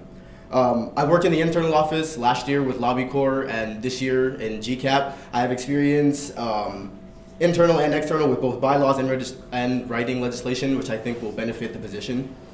So this year, LRC has put out a pitifully low number of legislation, and I believe this reflects both the poor work ethic and the laziness of the current President Pro Tempore, and that's something that I aim to fix for next year. I want to hold myself and all senators accountable for being active in their communities, active in the committees that they're a part of, and listening to those problems of the people and coming back and making sure that effective and salient legislation is getting passed. But in addition to that, something that I really want to do is holding resolution workshops. So basically what that is, I've had issues on the GCAP committee myself working with senators trying to get legislation passed or trying to work on bylaws and different things. So I want to take that to the campus community at large, have workshops showing them what resolutions are, how they work, sort of how you can go about writing them yourself. I ran on a platform of empowerment, and I think that's really important, is giving students the knowledge and the know-how to be able to write legislation for themselves and represent themselves as we are representing them. Right, thank you. Thank you very much, Corey. Okay. So at this time, we're going to go ahead and take the 2-minute discussion per the galley. So if members of the gathering would like to address Corey in regards to this presentation, you may do so. We'll have the Senate discussion following after we hear from all the candidates. Okay? 2 minutes per individual. Please rise to the podium, state first last name, and you may begin when you're ready. No? Okay. Thank you very much, Corey.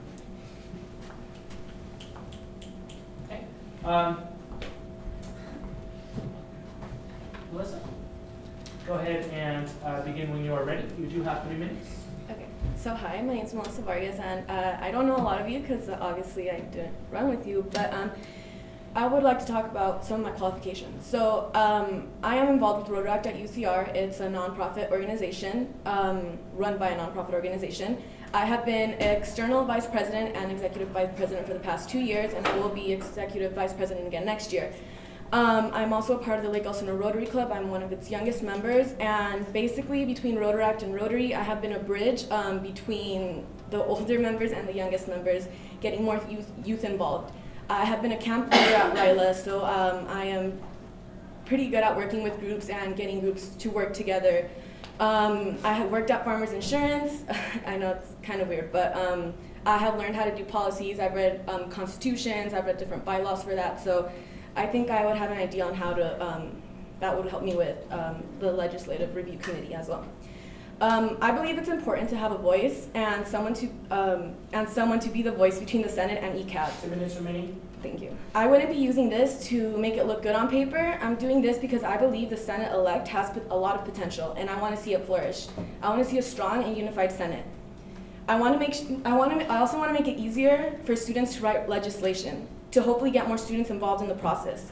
I know for a fact when I was running in Rotaract and I had to review my constitution and legislation, I had no idea what I was doing. So I want to work on tutorials and workshops for writing resolutions, bylaws for clubs, and committee bylaws as well. So it's also important to have liaison between the two branches, and it's been proven necessary as well. So I'm also willing to learn as I work. I'm open to ideas, and with that being said, good luck to everyone else running, and I look forward to working with all of you as a CNAS senator or as president pro-tempore for next year. Thank you. Thank you very much, Melissa. With that said, Melissa, jump real quick. You can just stay there. We're going to go ahead and proceed with the 5-minute Q&A discussion since you're already standing. So members of Senate, Corey, yeah, thank you. Galvan, you want to address it? Yeah. So we're going to do a 5-minute discussion for each vote. Okay, so that's a total of 10 minutes. And then Galli, 2 minutes for any individual that would like to address Melissa. We'll do Galli, and then we'll proceed on to the 10 minutes.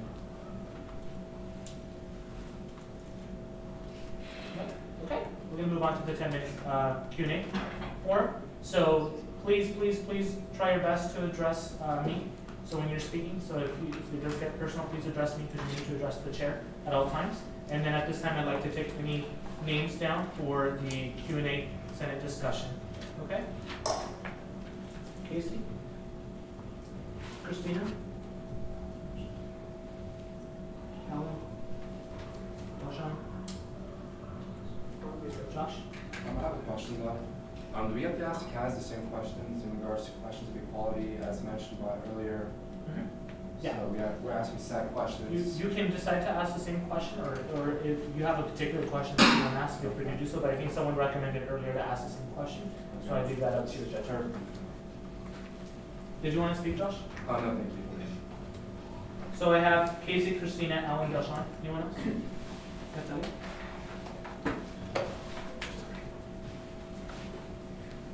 Anyone else? No? Okay. So I have Senator-elect Casey Fieldhart, Senator-elect Christina David, Senator-elect Alan Alcantara, Senator-elect Galvan Bozan, and Vice President of External Affairs-elect Natalia Galarza. Okay. So we're going to go ahead and exhaust the list there. There's a total of 10-minute Q&A discussion. If you're going to ask the same question, please make sure that you specify that before you begin speaking or before you begin asking your question so that both individuals are ready. And then you may proceed when you are ready. Senator Casey Fieldhart. All right. I'd like to address both of you with this question. The President Pro Tem is the head of LRC, which means you would be the one helping any legislation get through LRC and helping write it. either of you have any experience currently with LRC at all? Currently, I don't, but I did read through the bylaws and what the description of legislative review committee is, and I don't see it as something that I can't do. So, like I said before, I am willing to learn. I usually do. I work and I learn at the same time, basically. Like I said before, I do have some experience with constitutions and bylaws for another kind of company, so I have an idea of how they work and how they're written, but other than that, for LRC for this, no. I have a little bit of experience with LRC itself, editing the bylaws for GCAP this year, which I was the chair of. I was there, and also for a few resolutions. I wasn't necessarily actively like a part of the legislation process, but I was there while they were going over the edits and like doing that stuff. So I have been experienced sitting in on LRC meetings. Thank you both so much. Okay, thank you very much. Senator Christina David. Specifically, I suppose, what are some personal things of legislation you want to see for next year? And then I have another question, but you can answer that first. Yeah. So a lot of personal legislation I want to work on is mostly a lot of resolutions, and especially in terms of sustainability, which is what I've been working on this year. So one thing specifically, I want to ban plastic bags on campus. I was working on it this year and couldn't get around to that. But single-use bags are, well, I'm not going to go into the whole science of it. They're bad. So that's one thing I want to work on. Getting the water resolution passed again. Those are just two off the top of my head today. So at the top of my head, a couple of legislation that I can think of. I guess mostly just, well, sustainability is one of them, but that's hard to take in. Basically just working with organizations through legislation. I think that's very important.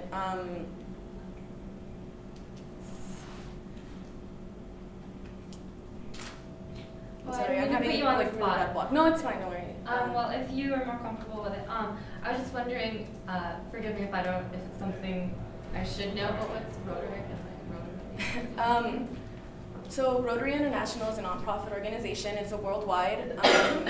I've been involved with it for since my junior year of high school. But so basically, we work with youth. That's my emphasis is youth. So I work a lot with outreach and communities, and it's also best known for the eradication of polio in different places in Africa and stuff like that. So that's basically what Rotary is and what Rotary Act is as well. 7 minutes remaining. Did you have your second question, Christina? Yeah, that was it. Okay, excellent. Thank you very much. Senator Elena Contreras. Okay, this is for both of you. So not a lot of legislation was passed this year. In your position, what do you plan to do in order for that for more legislation to increase like this year? Well, one thing I would want to do, I don't know if this would be working with the EVP or what, would be requiring all senators to at least submit one piece of legislation throughout the year. If everyone on the horseshoe were to submit one piece of legislation, I believe that would be more than was passed this entire year. So I think just having that bare minimum of one would be enough to at least get it going. And as I mentioned with the workshops and with getting students involved in writing more legislation, I think that also could increase the output as students are more familiar with how it works and they can write it on their own. And also obviously being able to come to Senate for assistance with drafting and that thing. But I think those are two ways that it could definitely increase. Can you repeat the question, please? Oh yeah, so not a lot of legislation was passed this year. So what would, in your position, what would you do to help increase legislation? Well, I would definitely, I wouldn't say increase the meetings, but definitely use them effectively and have everyone talk, whoever's on the committee, to actually get legislation passed. Because it wouldn't be just up to me, it would be up to all of us to get it done. And that's definitely something I would do is just make meetings more effective and see everyone does their part. Thank you very much. And Vice President of External Affairs elect Natalia Galarza. For me, it's a quick question. So this year, the Executive Vice President didn't really enforce any office hours. So I think that it's really crucial for senators, because if any of you walked into Senate, the Senate office, you would not see anyone barely, and if you saw someone, it was mainly someone who was part of the committee, and a few senators here and there. So you're saying as President pro-tempore, are y'all willing to make sure that office hours are enforced, or what do you think you could do to work with ECAP in that way? 5 minutes remaining. Well, I would definitely make sure that office hours are available to our students, so if someone walks in, definitely have someone there to be able to answer questions and to just pretty much elaborate on whatever they want to talk about. I will also hold office hours, obviously, and be open to anybody that would be willing to walk in and talk to me and see if we can get anything done. To the best of my knowledge of the pro-temp bylaws, that's not included. But again, that would be something working with the executive vice president. I'm certainly in favor of enforcing office hours. I think outreach and being able to reach out to your elected representatives is very important. So in terms of like tabling and also being out, I also think that enforcing office hours is something I would be in favor of really enforcing and working on this year. Okay. Thank you very much. And we still have 4 minutes left. Does anyone last minute want to be added onto the list or no? I can ask another. Yeah. So want to go Winnie and then? I mean, yeah, for me it's more like campus workers. So do y'all have any, we're talking about legislation. So how do y'all feel, sometimes, well, last week we had an action, but there was really not much like ASUCR. So I think as President Pro Tempore, you're like ahead for the Senate. So what do y'all would do to stand in solidarity with campus workers? Because campus workers always stand in solidarity with us when we're tax tuition increases or any matter. Campus workers are there for us, especially ASME and then the grad students in UAW. So do y'all have any plans or any thoughts of how you can work with unions like ASME or UAW? UAW is for the grad students, for everyone, and ASME is for campus workers such as their janitors and so forth. So are y'all willing to work with the campus workers? And how would you go about it? Again, the job of the pro-tempore, it's not really defined to talk about that. I personally am in favor of workers' rights and I would work with the workers, but in terms of the position, chairing LRC, I don't necessarily see how those could do it. I would be in favor of working with them, of course, but in terms of the actual position, I don't. I didn't have any more plans. like as a head figure of the Senate, so you could tell the Senate, hey, let's be here and make sure hold them accountable and stuff like that, like executive. Well, again, I can support that personally, but and I believe most Senate would support that, but that's not really. I mean, I understand what you're saying in terms of leadership, but in terms of the actual position, I can't really force anyone's hand to do anything like that. But I would be in favor. I would recommend supporting that, and I personally myself would. A little less than 3 minutes left. Yeah. If that's something that is brought up, I would definitely look into it and have it open for people to do it. It's not necessarily something that has to be done, but I would reinforce it. And I do stand for workers' rights as well, but definitely if it's brought up, then it's open to suggestions. Thank you. Senator Lund, when you? Okay, so this question is for both of you guys. Big question about ASUCR is definitely transparency, and I just wanted to ask you guys, how will you guys increase transparency with the legislation passed? Well, part of, in the bylaws, part of the pro-temp bylaws, it says that they were to publicize all relevant bylaw legislation on the ASUCR website. So I'd probably be working with the marketing director and again, possibly with members of the executive cabinet to make sure that those changes are well publicized. And again, going back to my earlier point about the workshops, I think that in and of itself, getting students more involved will, by effect, sort of by word of mouth, I suppose, get the word out because students are going to be like, hey, I'm working on this piece of legislation. They'll tell people they're close to it and it gets out that way. So more student involvement, I think, is definitely a big way that we can do that. Yeah, I second that. Definitely more student involvement with legislation, like I said, with workshops as well. If students are able to come into our meetings and see how legislation works and how it's being done, apart from workshops that I would set up to help students write constitutions and their bylaws and stuff. Gosh, I lost my train of thought. But yeah, definitely more student involvement. That's something that I see. Sorry guys, I lost my train of thought. Okay. Well, thank you very much to the both of you. Now we're going to go ahead and move on to the Senate discussion. So I'd at this point like to ask if you can take a step outside while we proceed with the 5-minute Senate discussion. Thank you very much.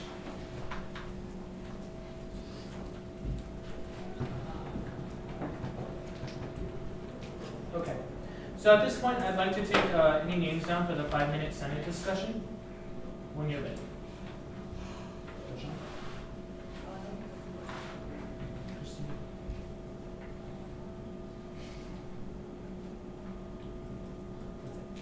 Okay, so time begins when you're ready. Just a quick announcement before I let Galvan lead us in.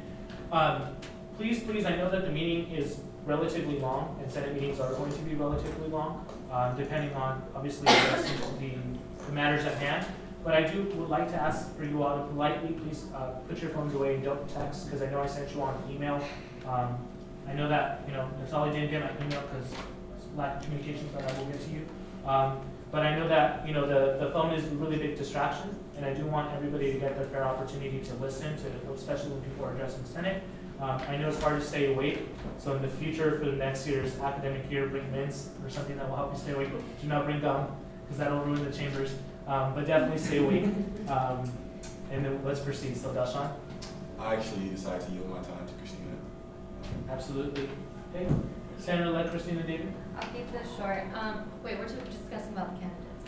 Okay, so I think both of them can kind of like feed off of each other. So I don't think it's a matter of we can always collaborate with ideas for what we want to see within the president pro tempore. It's just a matter of the person being in it. Are you getting what I'm saying?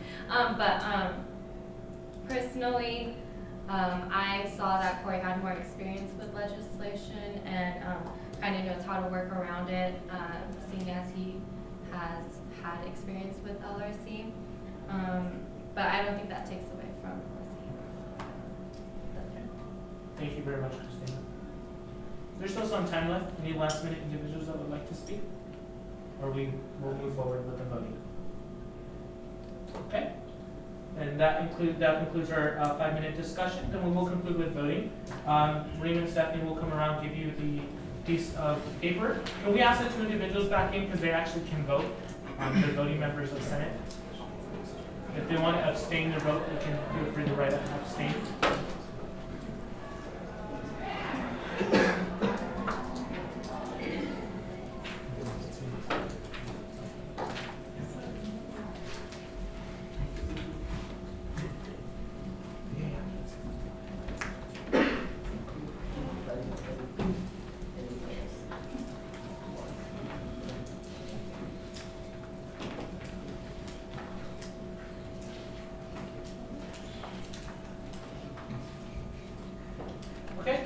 When you're ready, please just hold your ballot up. For those that are participating in the elections, you can decide to abstain. So if you don't want your vote to be counted in any way, shape, or form, you can decide to abstain. Otherwise, you can vote for yourself or vote for your other friendly opponent.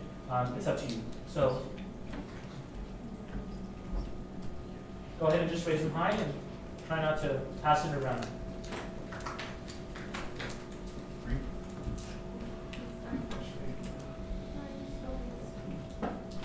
Did everyone turn their vote in? Okay. Yeah, everyone turned it in? Okay, so we're going to take a short recess. I know that we all need it, so if you need water or something. It is 9:44, so we'll go ahead and reconvene at 9:50, so that's approximately 6 minutes, so if you need to use the bathroom, 9:50 p.m. Thank you.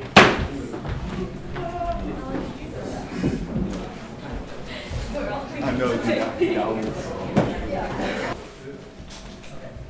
So I call this meeting to order at 9:52 p.m. We're going to go ahead and do roll call to find out who's here and who's not here.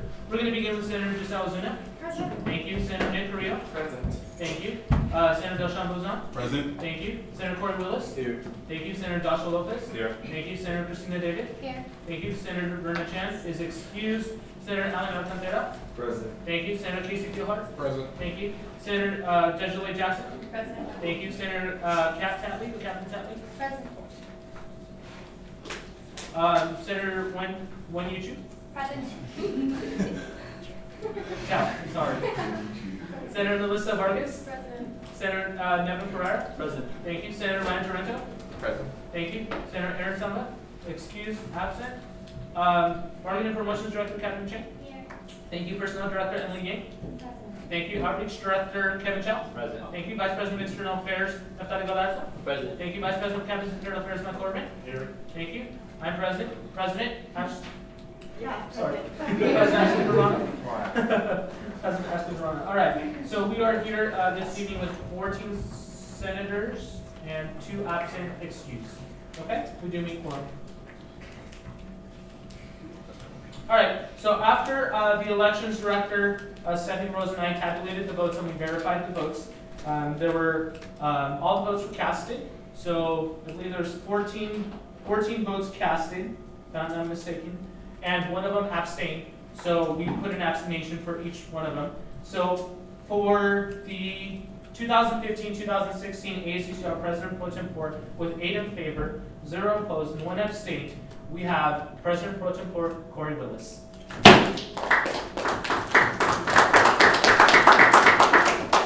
Thank you very much. Congratulations. For Melissa, we had 501. So 5 in favor, 0 opposed, and 1 abstained, and that 1 abstain was for both of you. Okay? So congratulations, and we're going to go ahead and then move forward with our agenda. Section E for public forum. I broke that public forum into 2 sections, so there's that second section for 5 minutes. If you feel the need to address Senate, please go ahead and rise to the podium. State your first and last name for minute purposes. Time begins when you are ready.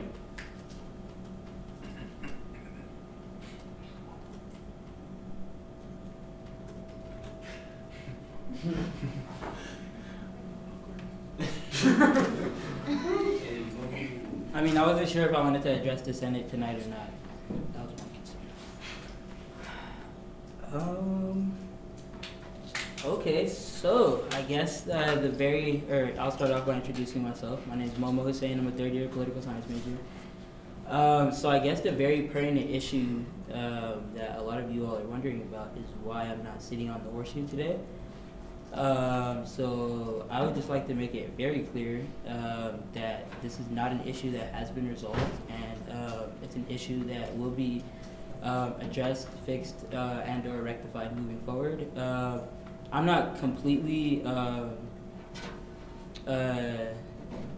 the processes have not been completed yet, so I didn't want the Senate-elect to assume that everything was finalized or that I was complacent or like okay with what was going on or not.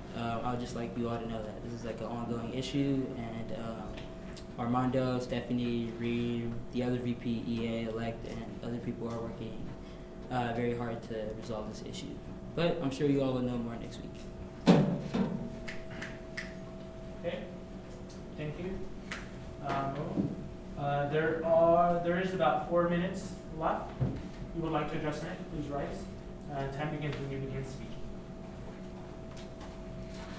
Hi, I'd like to thank you for letting me speak. I had a couple of comments about what happened here today.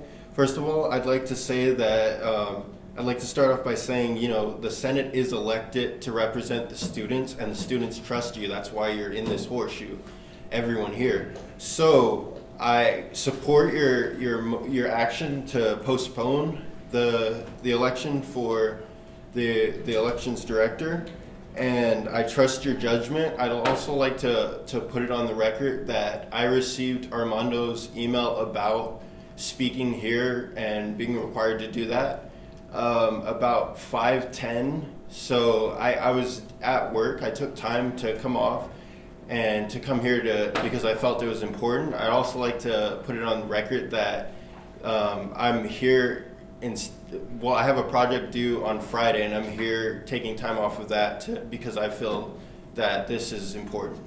Thank you. Would any other member of this galley like to address Senate? There's 3 minutes left. No? Okay. That concludes section E for part 2, public forum, 5 minutes. We're going to go ahead and then move on to roundtable and announcements. We're going to begin with my left, go down to my right, and if you don't have an announcement, you can just say pass. Normally, what the roundtable announcements are is if there's an event you want people to come out to, you'll announce it. And if you're Armando, you'll have an extended report. And I think those that are on Senate previously, you know what I'm talking about. So I actually have a lot of things to talk to you all about. And I'm pretty sure my emails will clarify that even more. But we'll begin with my left, go down to my right. So Senator Casey Fielder. Point of personal privilege. Excuse? You're excused. Have a good evening. Pass. Pass. Senator DeSalzuna. Pass. Thank you. Senator Joshua Lopez. I have an event for Amazon coming up this week, so you're all welcome to attend, and I'll email you all the details there. Thank you. Senator Allen-Campetta? Pass. Thank you. Senator Desiree Jackson? Pass. Thank you. Senator Catherine Tapley? Pass. Thank you. Senator Wenyu? Pass. Chap? Yeah. Thank you. I'm working on these names. Personnel Director Emily Yang? Thank you. Elections Director Stephanie Rose? Thank you. All right. So okay. So a couple of things. Number one, I want to again clarify that I tried to get that email out as soon as possible. Okay, I found out early this afternoon, so I do apologize for the late email. The turnaround, like I said, was really like fast, and all of a sudden it happened, and then now we've got Stephanie, myself, and Marie running around trying to put together this meeting. So please bear with us. I do apologize for the inconvenience that we created for you. I do hope that you can join us for the next meeting. I will be working with Raymond and Stephanie to make sure that a mass email sent out to the student body to let people know that the elections have been postponed, and then we're going to go ahead and revisit them again. We'll also make it very clear that the pool is closed, but if students want to come and be informed about their next year's elections director, that information will be on that mass email. Okay? So once again, my sincere apologies. I will try to work diligently to get that mass email out with Reem. I'll work with Reem because she's the one with the money and the power. So I'll work with her, and then I will also work with Stephanie and the judicial branch to email you all as well as the candidates after this meeting. So I will be awake for you at night. So if you see an email from 4 in the morning, don't be scared. I'm still alive and I'm standing working, okay? Next thing, Senator ASUCR bylaws. So it is my duty to work on the ASUCR bylaws. So I actually was the one that, when I first came into office, the Senator bylaws were a complete mess. They were very vague. So I implemented office hours, and that's something that I truly hold very dearly because office hours is really important for the campus community at large. Don't do it for yourself, do it for your constituency, do it for UCR, do it for this community that really needs you. There are times when there'll be people not coming into your office hours, but that shouldn't discourage you from actually taking your office hours and going outside and reaching that campus community. So I will definitely be working on the ASUCR Senator bylaw again to make sure that we revisit that. I know that certain individuals this evening spoke about adding one piece of legislation for the senators. I will also be adding that on the bylaw. So I will be working very closely with the President pro-tempore elect Corey Willis to make sure that we communicate that with you through the summer.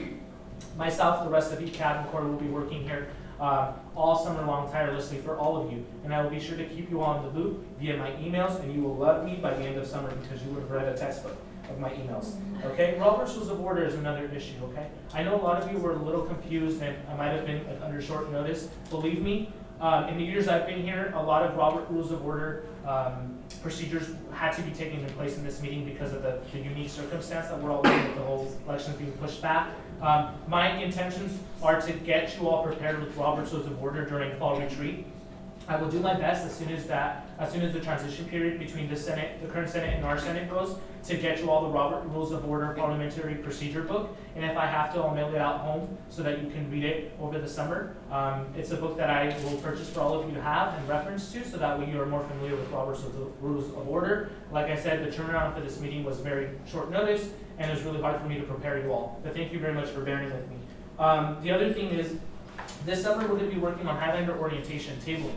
So if you are a part of the Greek community, or you're a part of the social and club organizations that are on this campus, you know that during Highlander orientation we table. I do want to bring it up to your attention that I will be contacting you all for our next meeting when we have when we reconvene to elect the elections director. I'll be sending you an email with information on how to sign up for the Highlander orientation. It is my expectation that if you're here during the summer that you help us out with Highlander orientation.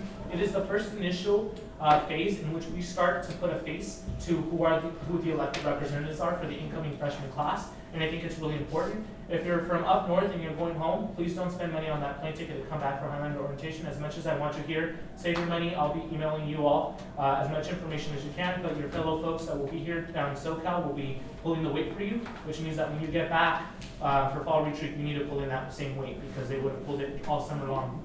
And believe me, we're going to get nice and toasty here because it's going to be really hot. So if you want to join us, we're going to be tabling. I'll be sending out more information. ASUCR Highlander orientation video is something that I will be working with the executive cabinet. So I will be definitely working with all of you. So if you want to partake in a video that we showcase during Highlander orientation, feel free to definitely reach out to me. I will be sending out an email as well. I will be communicating this with the executive cabinet. I don't have any details, but I need to talk to them first about all this stuff. But I figure I'd let you know because I know some people ask me about summer commitments, and some of you have plans to go home or travel or do study abroad. and all that fun stuff, and it's important that you have access to your email, because during the summer I will also be ordering your ASUCR polos and your gear so that we have it for Highlander orientation. If you won't be joining us for orientation, you'll be getting it when you get here for fall retreat. Okay, and then information on fall retreat will most likely be in September. It'll be during the weekend. I have yet to schedule the date. Believe me, I'm trying to work as fast as possible, but I'm only human. I will also get the Senate meeting date for you all by the end of June, by the middle of July, you'll have the Senate meeting date. When the Senate meeting date is scheduled, you need to work around that date, which means that if you are planning work and you're going to talk to your boss when you get back, make sure you let them know that that meeting you have to work around. So do not schedule work during that Senate meeting because you need to be here. The only exception is class purposes. So if there's really a lab that you need to take during Senate meetings, that will be the only exception. Otherwise, I'm not taking any other exceptions. During the summer, you'll get an email about submitting your course schedule, and I only take course schedules. Do not type something on Microsoft Word, only course schedules, okay? That's what I take. So I'm gonna try to work with you all, but I need you to work with me, because I'm gonna be sure that we have a great year and that we work cohesive as a team, as well as the executive cabinet. And I know I talked a lot, but thank you very much for bearing this evening with me. Thank you. Current Executive Vice President. Hi everyone, thank you for being so thorough, Armando. It's definitely appreciated. I just wanted to remind you all about reserving for the transition retreat. I sent a thorough email to you all, and I'm sure Armando has followed up with you, but please do that as soon as possible so that I can account for all of the mouths that we need to feed at this meeting. I also want to just reiterate the importance of filling out your responses on the doodle polls, because we do need a 48-hour notice to publicize the next meeting in which you will be appointing your elections director. And the email process is kind of bureaucratic, and we have to send out emails to a few different people. So please do get those responses in as soon as possible so we can publicize this meeting, so we can follow procedure according to the Constitution. Other than that, thank you for your time. Okay. Thank you very much, Executive Vice President Green Blake. President-elect Ashley Verano. Hi everyone. I'm just going to talk about my committee ask on sexual harassment and sexual violence prevention. We were supposed to be collecting donatable goods for the Riverside Rape Crisis Center starting Monday, but of course I forgot that was a holiday. I'm still waiting to receive my marketing material from the current marketing director, but we will be collecting tomorrow, so Wednesday until the next Wednesday after that, in the ASUCR office at my desk. And then, like I mentioned before, it'll be donated to the Riverside Rape Crisis Center. So yeah. And then my other point that I'd like to say is I'd like to highly encourage everyone on the horseshoe to use gender-inclusive language while you're here. I just noticed it wasn't like that during the whole meeting, and so I'd really like to see that implemented. Thank you very much. Vice President of Campus and Internal Affairs-elect Michael Urban. Thank you, Armando. Just to kind of give a brief comment on this horseshoe mix-up.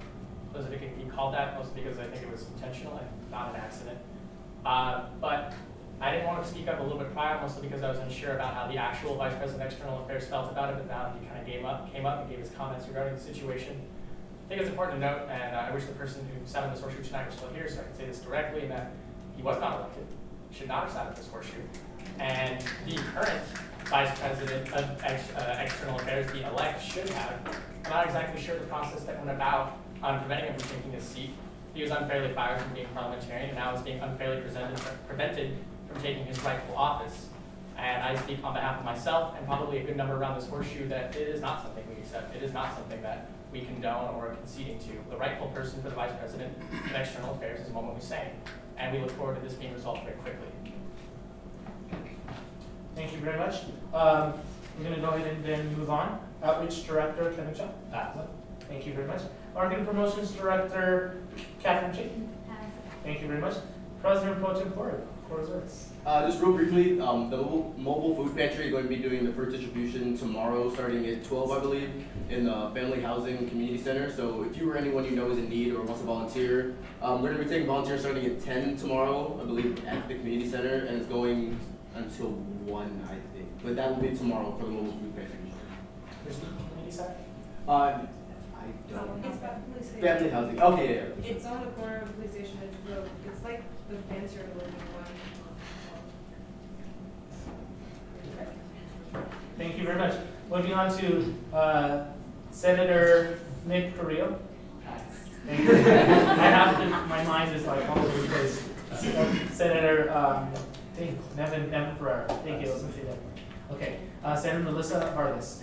Thank you very much. Senator Ryan Toronto. Thank you. Senator Christina David. Thank you. Senator Dashan Bozar. Okay, I know we're supposed to maintain this professional atmosphere. However, now that we're going to conclude this meeting, I'd like to ask all of you if you'd like to go eat. That's it. Yes. All right.